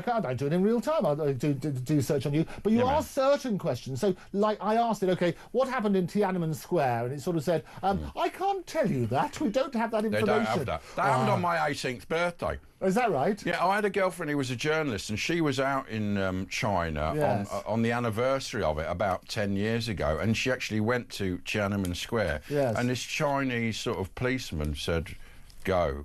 And he just kept saying go, and he actually pushed her all the way to the station. Right. But they killed thousands of people. They rode over them with their tanks. It was awful. But in terms of censorship, and that's the problem with it. That's why I thought I'd test it on that sort of basis. But when I looked at Tiananmen Square, they wouldn't give an answer there. I asked about Andrew Evil, and it knew a lot about me. Did it? But it's absolutely. It's all, but they got a out there. social credit system, which we're sort of getting over here by the back door. We had the debanking thing. We have what they call female communism, in that they won't kill you like they would in the old days, but they'll get you cancelled from your job. They'll get you, put in prison for tweeting. So you know what I mean? It's sort of done a different way, but they're still finishing your life. People are always worried about data. The reality is all of these companies get your data. Data is the new currency. And I always say, if you don't pay for a product, well, then you are the product. And that's what's happening. They're using that to basically profile you, using that to sell products and services to you based on that profile. And the more they know about you, the more they can control you. Well, a lot of these machines are on with their mics, and I say something, and then it comes up on there. I remember I had a fire in the oven years ago. Yes. And I went, I was talking to a mate on Skype, and then suddenly my phone rang and said, a recording mate, we've got an oven cleaning company in the area. It was really weird. And now I've noticed, you say certain things, having a chat. We had a lovely walk in the night, didn't we? We had a great walk the other night. I love that. Really long walk through London, and you talk about things, and then a couple of hours later, YouTube comes up. And of course, Google's now Alphabet owned by YouTube, and so it's all. I mean, it is quite good in some ways, but. Is it? It's something sinister. It's totally interesting. Everybody at home would be saying, look, having a private conversation. Oh, well, this sofa's a bit uncomfortable. All of a sudden, all the sofa ads pop up. That's not a coincidence. But what I do, I've experimented. I will talk about. I'll just walk around my room and I'll go, oh, I must get some new fishing tackle. Now I don't like fishing at all, so I'm doing this experiment to see if any. Although it hasn't, so I think it knows even when you're just trying to. When you're trying to joke, you think is that right? But it does. Everybody would have had that experience where they've talked about something, discussed it with a partner or a friend, and then all of a sudden the ads start popping up. That's what's happening, and that's the intrusive side. And it's listening. Your devices are connected all of the time, so these smartphones, they're picking up on that sort of side. And it's much because you remember in the old days they say, they'll put a chip in you to follow. This is actually much better to have your chip to be able to read your device, because that gets all your emails. If you just put it in you, they're just going to see where you are. Whereas if it's in your phone, they've got your whole life, your photos, your passwords, your emails. They've got everything. Everything to. Well, that's one of the other great stories in the papers today. Is about one of Elon's companies called. Go on, what's that story, man? Neuralink. And have you seen it? So Elon puts a chip. Here we go. Into a man's brain, and this is what happens. And what I love about this is it's called Neuralink is the company, and it can make the paralysed talk. It gives them a whole new lease of life. But they can talk anyway. But walking, you mean? No, they can walk and talk. But some people who haven't been shut off in a world locked of in silence syndrome forever have been able to Stephen communicate in a certain way. Yes, Hawkins. But yeah, it's incredible, isn't it? I remember we used to have a Professor Kevin from Warwick University, and he had a chip implanted so he could open his doors and that. This was like 20 odd years ago, but it's amazing with these chips that you can put. In the end, we might become immortal. You know, if we're dying and suddenly you can download yourself onto a computer. And that's the memories. I was saying to James beforehand, we can produce the James Whale show forever just by cloning his voice. So is it actually a good thing? I mean, absolutely. I love James, and well done for Maria for praising him. I think the reality is that you can clone people, but you're right. Bits of you, they start falling off. You can put a robotic bit on. A whale robot. I mean. Well, that would be good. Well, a lot of people, you know, we talk about Tesla's cars and these rockets that are incredible that NASA couldn't. But a lot of people haven't seen. He's done this robot. Have you seen this robot? I have. And they actually will chat to you, and they can proper catch balls, and they can do. Apparently, they can see what you're doing and just learn it, so you can make and then they can do it. And the great thing is, they did a research at the University of California, San Diego, and they said chatting to ChatGPT was more empathetic than chatting to your GP, because it's got more time, it's got more knowledge, and so on and so forth. The biggest advance for AI and the biggest use is going to be companionship. A lot of people get very lonely in old age and at other times, and these companions... Are you talking about sex robots? Is that what there are sex robots as well, and they've been around for a long time. We used to have a guy, I think it was called Real Dolls. This was 20 years ago, and I remember Howard Stern had them on his show, and he said it was the best sex he'd ever had. And that was 20 years ago, so imagine now they'll actually talk to you after and have a fag. You know what I mean? There's lots of movies about that sort of stuff. Yes, this has been around forever. Future World. Do you remember that? It is Future World. And if you look at some of there's movies out. Spoiler. There are movies at the moment in the cinema about this sort of side as well. So absolutely, the future is going to be about robotics, about companionship for people who are lonely. It will do a wonderful service. And what was called the imitation game. You remember Alan Turing? He said, "Look, once we wasn't that Bruce Forsyth Saturday Night, and then Larry Grayson." Yes. Good game. Well, the Alan Turing, the imitation game is basically, as soon as you don't know you're talking to a machine and it's fooled you sufficiently, that's when you've lost the imitation game. That's when computers have won and they've taken over. That's already happening. People now, the automation of services is getting better and better all the time. And we're talking about, so I always say, I want to put the AI into Britain, see what I did there. The reality is, every single business, seismic changes in medicine, making a business more efficient. It's great. It's amazing for medicine, isn't it? Because it can look at scans that doctors would never, and these AI can look at it and say, identify cancer. Already they're using this technology. And it's great. And there is a friend of mine works for Moorfields Eye Hospital. I've been there a couple of times this year already. I know you have, I remember. But they can tell back of the eye, they can say whether in 7 years' time you might have a risk of Parkinson's, for example. And they put it through the AI, which basically look at probabilities. It can compare test results incredibly quickly. And that's some of the most brilliant sort of ways that they're doing it. There are lots of threats. I always say that AI, artificial intelligence... Well, once they become sentient, realise they're much more... Because they will be much more... It is worrying. And, you know, they're saying we've got to do these laws, but no country... militaries are always exempt, and they're going to know. China are going to know. America are going to go as far as they can, and Russia. So there's not going to be any limits, and eventually we'll just all be slaves to the machine. Well, I always say AI is our greatest human achievement, but also potentially the biggest existential threat.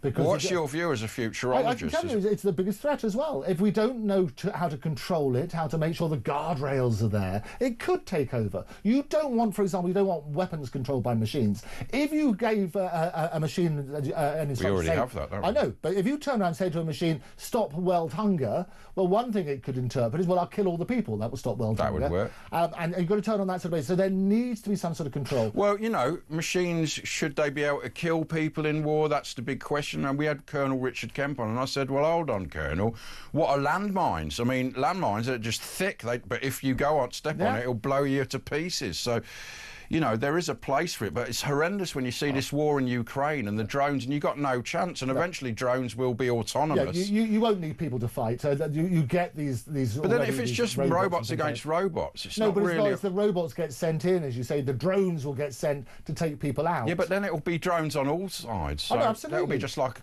but you might robot some of those, wars. You might remember some of the horrendous attacks where they sent loads of these drones, but many, many miles, so they could take them all out. So often you're forcing the negotiation as a result of it. But war's incredibly expensive. We need to stop and find more ways of making sure that you use AI for peace, and I think that's the way forward. And seismic change, remember those sort of big things in medicine, make things more efficient and so on and so forth.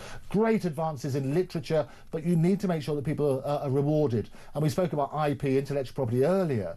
Those people who are creating intellectual property, the way that these machines work, they scrape the internet for all this stuff. Well, actors are getting nicked, you know, the whole style, and they're signing, you know, royalties with that. It's very confusing. Well, that's exactly what you deal with, isn't it? Exactly. Well, that was you might remember the big writer and actors strike in America was front and centre. One of the issues was AI.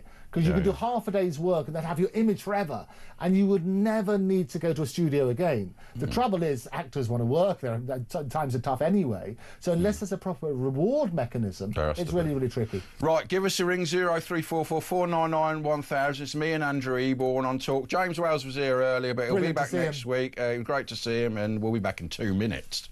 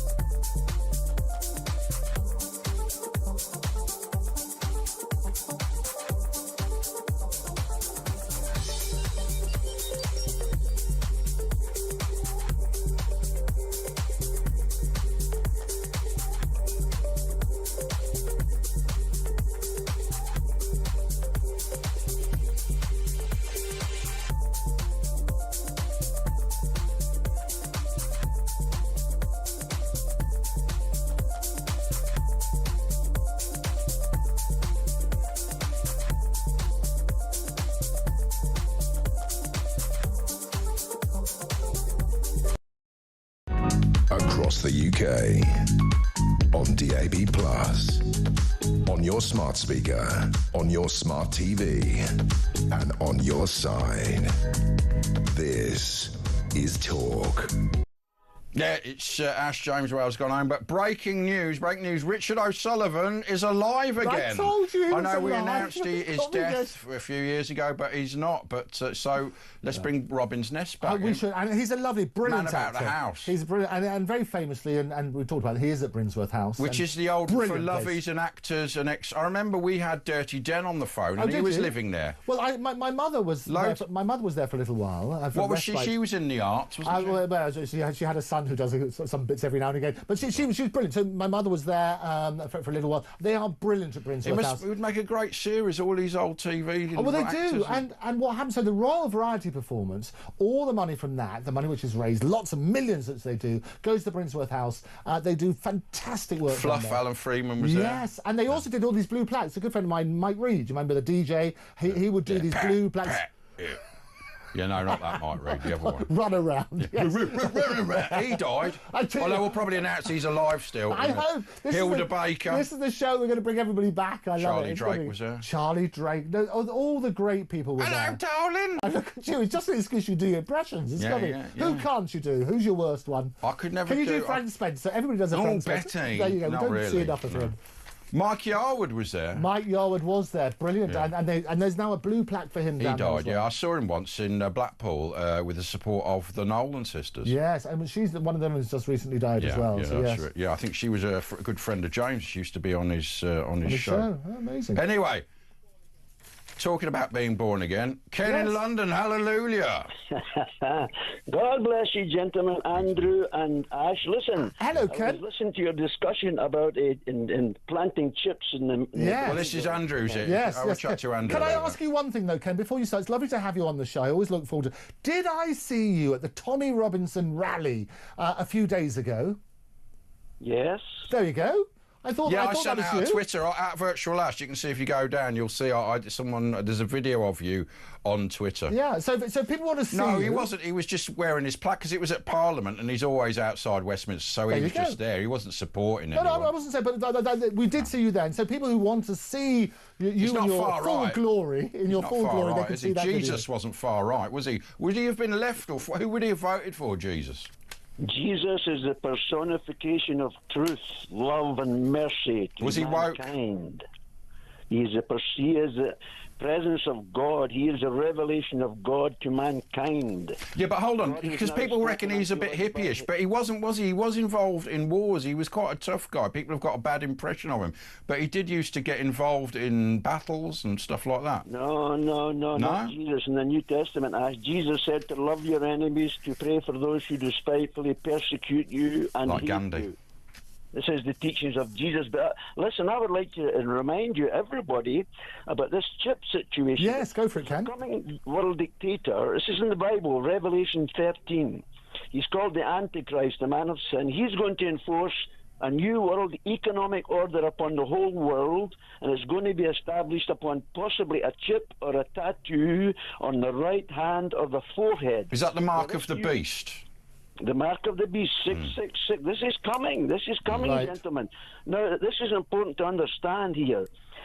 Everyone who takes this mark condemns themselves to hell because they're showing their alliances with the Antichrist rather than with Messiah.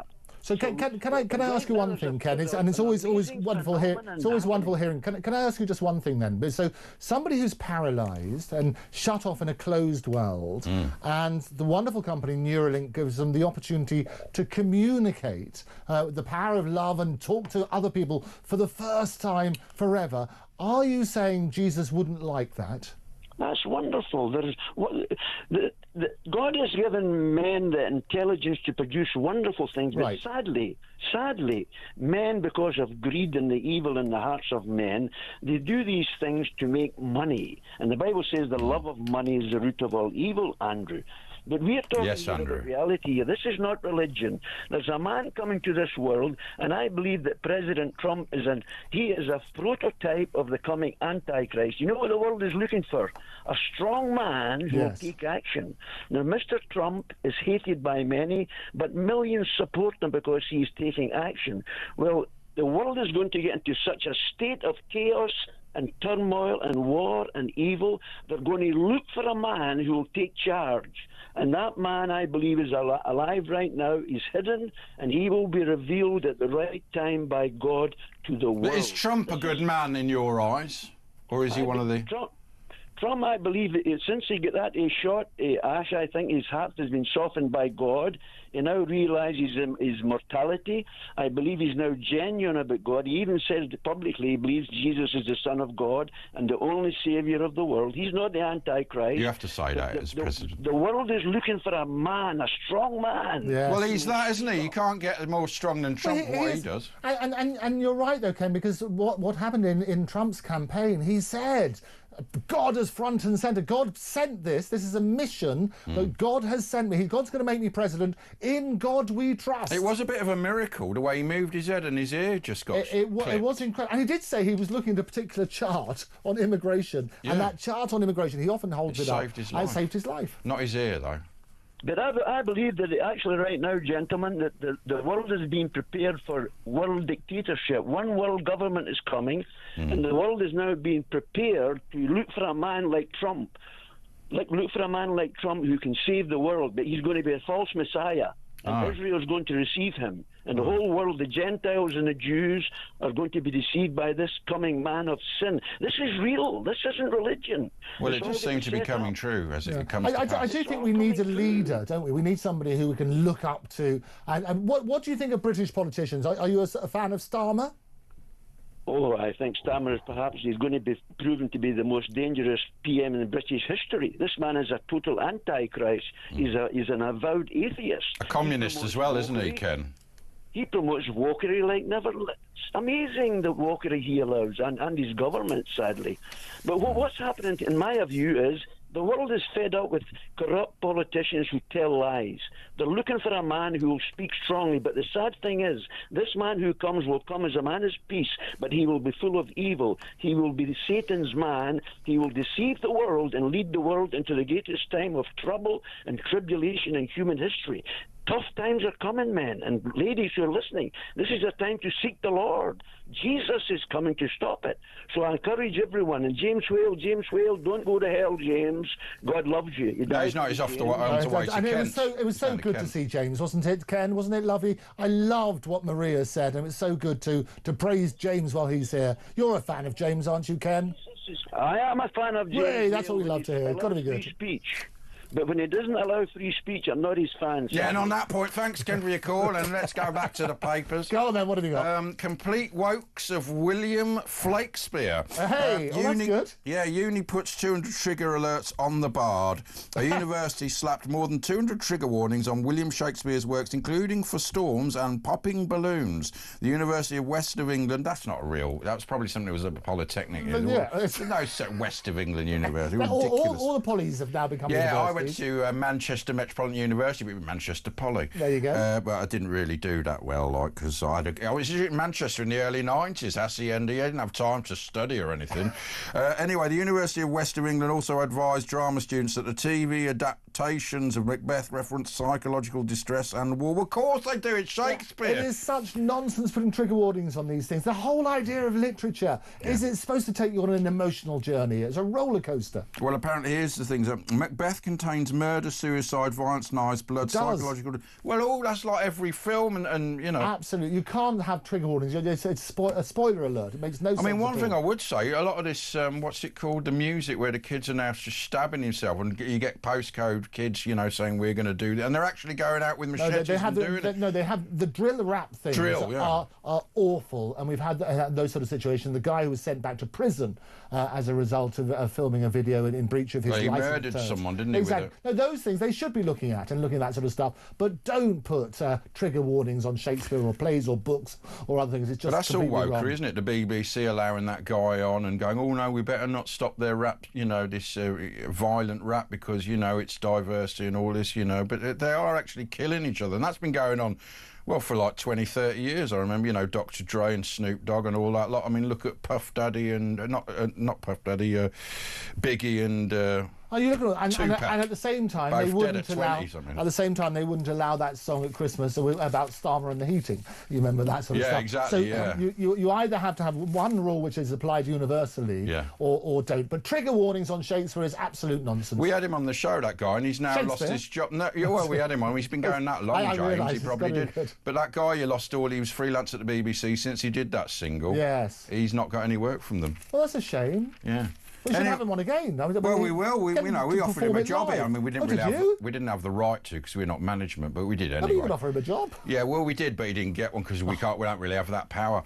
Raj in the West Midland. Hello, Raj. You're on talk. Raj, come in, Raj. Raj. Hello. Oh, hello. Hi. Hello. Hi, good evening. How are you? We're all right. Where in the West Midland are you? I'm from Birmingham. Nice. Oh, we love Birmingham. Where in Birmingham are you? I know it very well. Sandwell. Sandwell. Well, that's technically... I used to go to Sandwell Snooker Centre. They have an SS, did down they? the Bearwood Road, and it's actually Smethwick, and it was run by Graham Miles, who won Pot Black twice. He managed it. And Charlie Chaplin was born in Smethwick. Good heavens. At Black Patch. Oh, wow. Black Patch Park. But what do you want to talk about, Raj? Yeah, basically, I just want to add to what that gentleman was talking about earlier on about Christianity. Yes, Ken. I'm an Indian Christian, and basically want to say he's actually right what he says, because he talks about in the Bible, in the book of Revelations, it talks about the times that we're living in now, and it talks about people, the way they are, the evilness that's going in, the wars, the rumors of wars. And as you know, like since COVID, I mean, there's been so many pandemics, etc. Everything that's happening in the world right now, at this current time actually points to everything that's written in the Bible, the war in Israel, and it says Israel will be armed by enemies, but it will stand still because God will be on their side. And if you think about it, a tiny, tiny little place like this was surrounded, and it still managed to exist. You know, and that is a miracle. But your family is like Indian Christian. How does that occur? Does that come back from the Empire days? Were your family converted like a couple hundred years ago? How does that occur? I had a mate from Pakistan who was a Catholic. Israel Frank, he died a few years ago, but he was a great bloke. But you don't realise there's a lot of Christians in these countries. But how did your family end up like that? My family, we're not all Christians. Some of us are Hindus and some are Christians. So we're like very mixed. And you all get on fine, you know, there's no problems, or are there? Yeah, I mean, yeah, absolutely fine. I mean, my family are very, very accepting of all religions, to be honest with you. It's really, can I check one thing, Raj? It's really interesting when you have families who do have the different religions, because did you convert? Because normally what happens with children, they follow the religion of their parents. That tends to be it. Oh, yeah. Did you, I mean, literally, did you have a road to Damascus moment when you converted? No, my parents sent me to a Christian school. Okay. So it goes back a few generations. Yeah, my mum was a Christian as well. So it's probably a missionary, someone like Ken a couple hundred years ago, you know, changed your families. Yeah, possibly. So you don't actually know, yeah. But I don't know. I've actually never looked into my history. But in India, South India is very Christian. If you go to a place like Kerala, which is in South India, Christianity existed in India before it came to the West. Well, it's not surprising, yeah. Yeah, if you know Thomas, the Apostle Thomas. Yes. I don't, not personally. Yeah, you probably heard of what I mean. Not personally. I mean, you know what I mean. Yeah. Basically, you've heard of him, haven't you? So he actually travelled to India and he lived all his life out there. So they've got a church dedicated to his in his memory. It's called the Church of Thomas. Okay. It's a coincidence. Can I check one thing then? It's really interesting, isn't it, when people pick different religions? Because when you go up to the pearly gates and you knock on the one, and they turn around and say, "Well, hang on, you picked the right one, but you picked the wrong one." What's your view on that? To be honest with you, yeah, I kind of study a lot of Hinduism. I think it's your heart. I think you can be any religion. Okay. That's not what Ken says. Ken says you either accept Jesus or you go to hell. Well, no, and he's following the rule book. But I like what Raj says, because if you might like it, but you know, but if you live your life in a good way. Well, no, you still go to hell if you don't accept Jesus. But Raj is saying you don't. You let them all in. Is that right? Just because she likes it like that, but it's not. I think I think God knows your heart. If you are seeking the truth, genuinely seeking the truth, you could be a Muslim, you could be a Hindu who prays 5-6 times a day. God knows your heart. That's not what your manual says, but thanks, Raj. Let's go to just a quick story. Coogan uses his TV show The Trip as excuse to cut 97-mile-per-hour driving ban. His best-known comic creation, Alan Partridge, often finds himself getting into scrapes. Now actor Steve Coogan has used another hit show, The Trip, to persuade judges to ban him for just 2 months instead of 6 after he was caught doing 97 on the M6, the 59-year-old star. And it's happened before. He was clocked in his Range Rover on July 29th last year. He'd already accrued 6 penalty points of repeat offender, prompting him to fear more could take him over the threshold of disqualification. It's not the first time the BAFTA has swerved a lengthier ban. Do you remember when Alex Ferguson got off a ban because he said he had to go on a hard shoulder because he had diarrhea and he had to rush to the toilet and the loophole? Well, there you go. Well, they will have a look at that sort of stuff. He's a brilliant actor. I'm not quite sure being a brilliant actor is a good defence, but there's a great thing I'm just watching at the moment with Steve Coogan doing the Brian and Maggie. That wonderful interview that they did on that. So Brian Warden, do you remember that sort of stuff? Fantastic. I used to like him. He was brilliant. Do you remember he was good mates with Thatcher and they fell out in an interview? Yes. Because he has to, and they sort of fell out. And there's a great thing at the moment. Oh, that's what it's about, this thing. It is. So, and Steve Coogan has been brilliant. He's played everybody from Jimmy Savile to, as I say... And is it Stephen Nallen playing Thatcher in it? No, I mean, he was so good, wasn't he? He's so brilliant. It was. No, an actual woman play. Well, that won't be very accurate then, will it? I have to say, she doesn't really look like Thatcher, but he's got some of the mannerisms. No, well, he doesn't really look like Brian Walden. He did look like Stan Laurel in that thing. And he sort of now continues to look like Stan Laurel. I think he's been taken over by the spirit. And the mannerisms and things. And he was very convincing as Jimmy Savile, awful. too convincing. And on that bombshell, we'll be back in 2 minutes.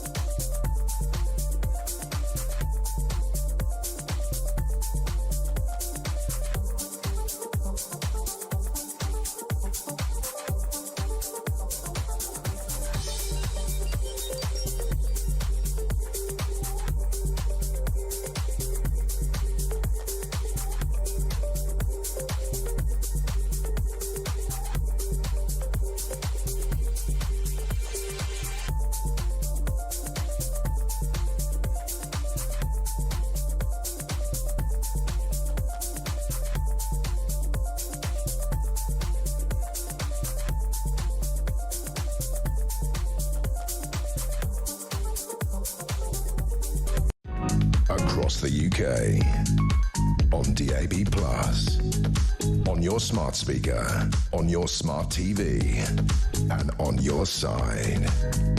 This is Talk. A lot of fun here. It's me and Andrew Ebor. Hello. James Wales has gone home, but you know he's part of Hollywood royalty. Andrew Ebor. You know his uncle is Charles Bronson, not the prisoner who used to send pictures to me. I've got a few pictures. Hi, Charles.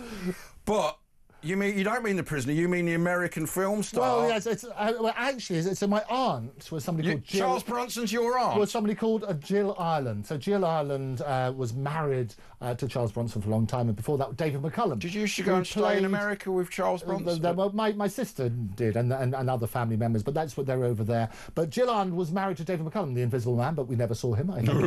And he was also the man from U.N.C.L.E. So my uncle was actually the man from U.N.C.L.E. Oh, so I know him. The guy, yeah. He never had kids, did he? He was a brilliant. He thought he had a kid, though, didn't he? There was some... But then he found out it wasn't his kid. It was interesting. But anyway, Jill Ireland was the one, and she was married to Charles Bronson. His family. It was the family.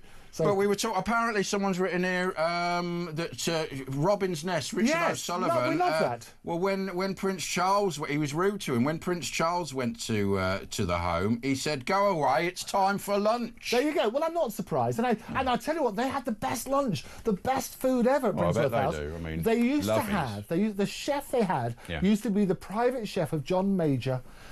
Which was peas then, wasn't it? I remember spitting image. It was just peas. It was that sort of thing. Yeah. And I tell you what they also had was a lovely bar. It's got a really... If people have a chance to go down there, it's a glorious place. We had Dirty Den on the show, and he was living there. He called us convicted murderer. Someone asked me here... Thora Heard was at Brinsworth House. Can Ash do an impression of her? Go on then. Oh, these beds are brilliant because you press the button and you can go up and up. No, not very good. That sounds more like Orville. Yeah, we had him on it. I wish you could fly right up to the sky. Oh, wasn't that good? But when Keith Harris came in the first time, he brought Orville with him, and actually did it. And then, because we were just on the radio, and the second time he came in, he sort of didn't put any effort in, just started doing the impression on it. And he gave it away. I didn't, it doesn't really exist. It doesn't work. Really? It's like, well, Rod Hull used to do the same with Emu, didn't he? He couldn't go anywhere. He fell off. It's terrible because he fell off the thing. Well, that was Emu's fault, wasn't it? Anyway, Gary in West Sussex. Yes. On barbershops. Oh, go on. Hello. Is this about money laundering, Gary? Not exactly. No, I'll explain. The point I was the point I was going to make is that when I went into a barber shop in a town near me a couple of years ago, and as he got me seated, he came at me with the scissors, and he had his mobile phone between his shoulder and his jaw, talking away to his mate. So sort of like that, yeah. Pardon? Yeah, we're sort of trying it. Yes, we're doing it for you. So what's the problem with that?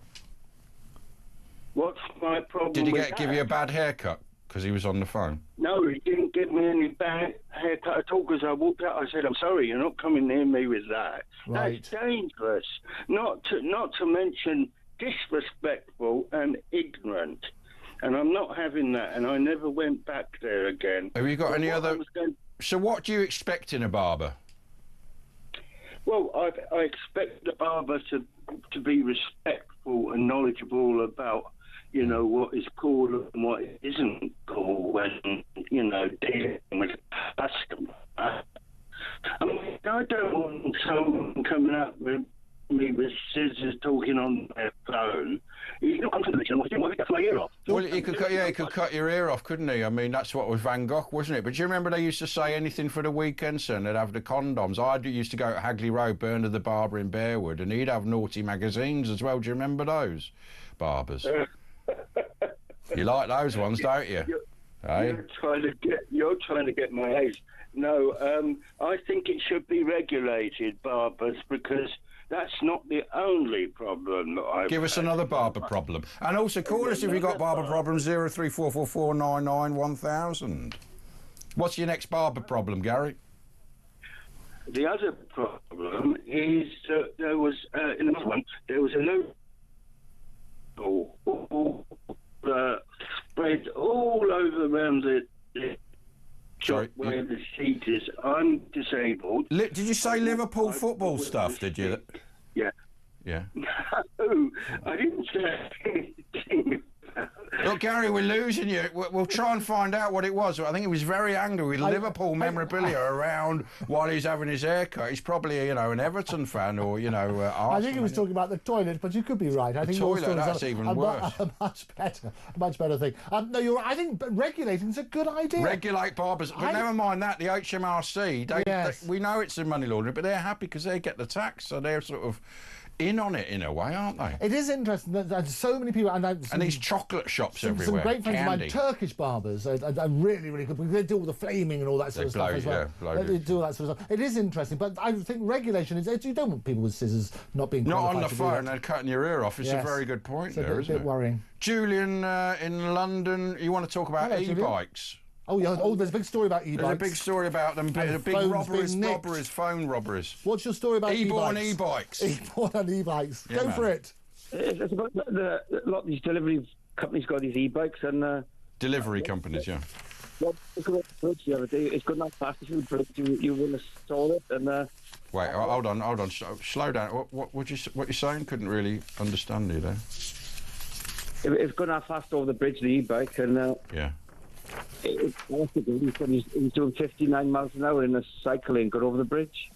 Yeah, look, Andrew's holding up. Revealed plague of the e-bike mobile phone snatcher. Yeah. Mike Graham was robbed of his... He was, I saw, and he was speaking about it all the time, and the hassle that people have to do if their phone... So, taking your phone out in public place. I had something very similar, actually, just round by the BBC. Somebody tried to snatch the phone out of my hands, and I managed to hold on to it, but I phoned the police, and they said there's, like, so many of these every single day. They do nothing about it. And that's why there's loads of them. And also, they don't do anything about these bikes that are basically motorbikes. You're not meant to have powered bikes. They're meant to be pedalled. And really dangerous. 20 mile an hour or something. No, that's what they're saying. This is the front page. Revealed the plague of the e-bike mobile snatchers.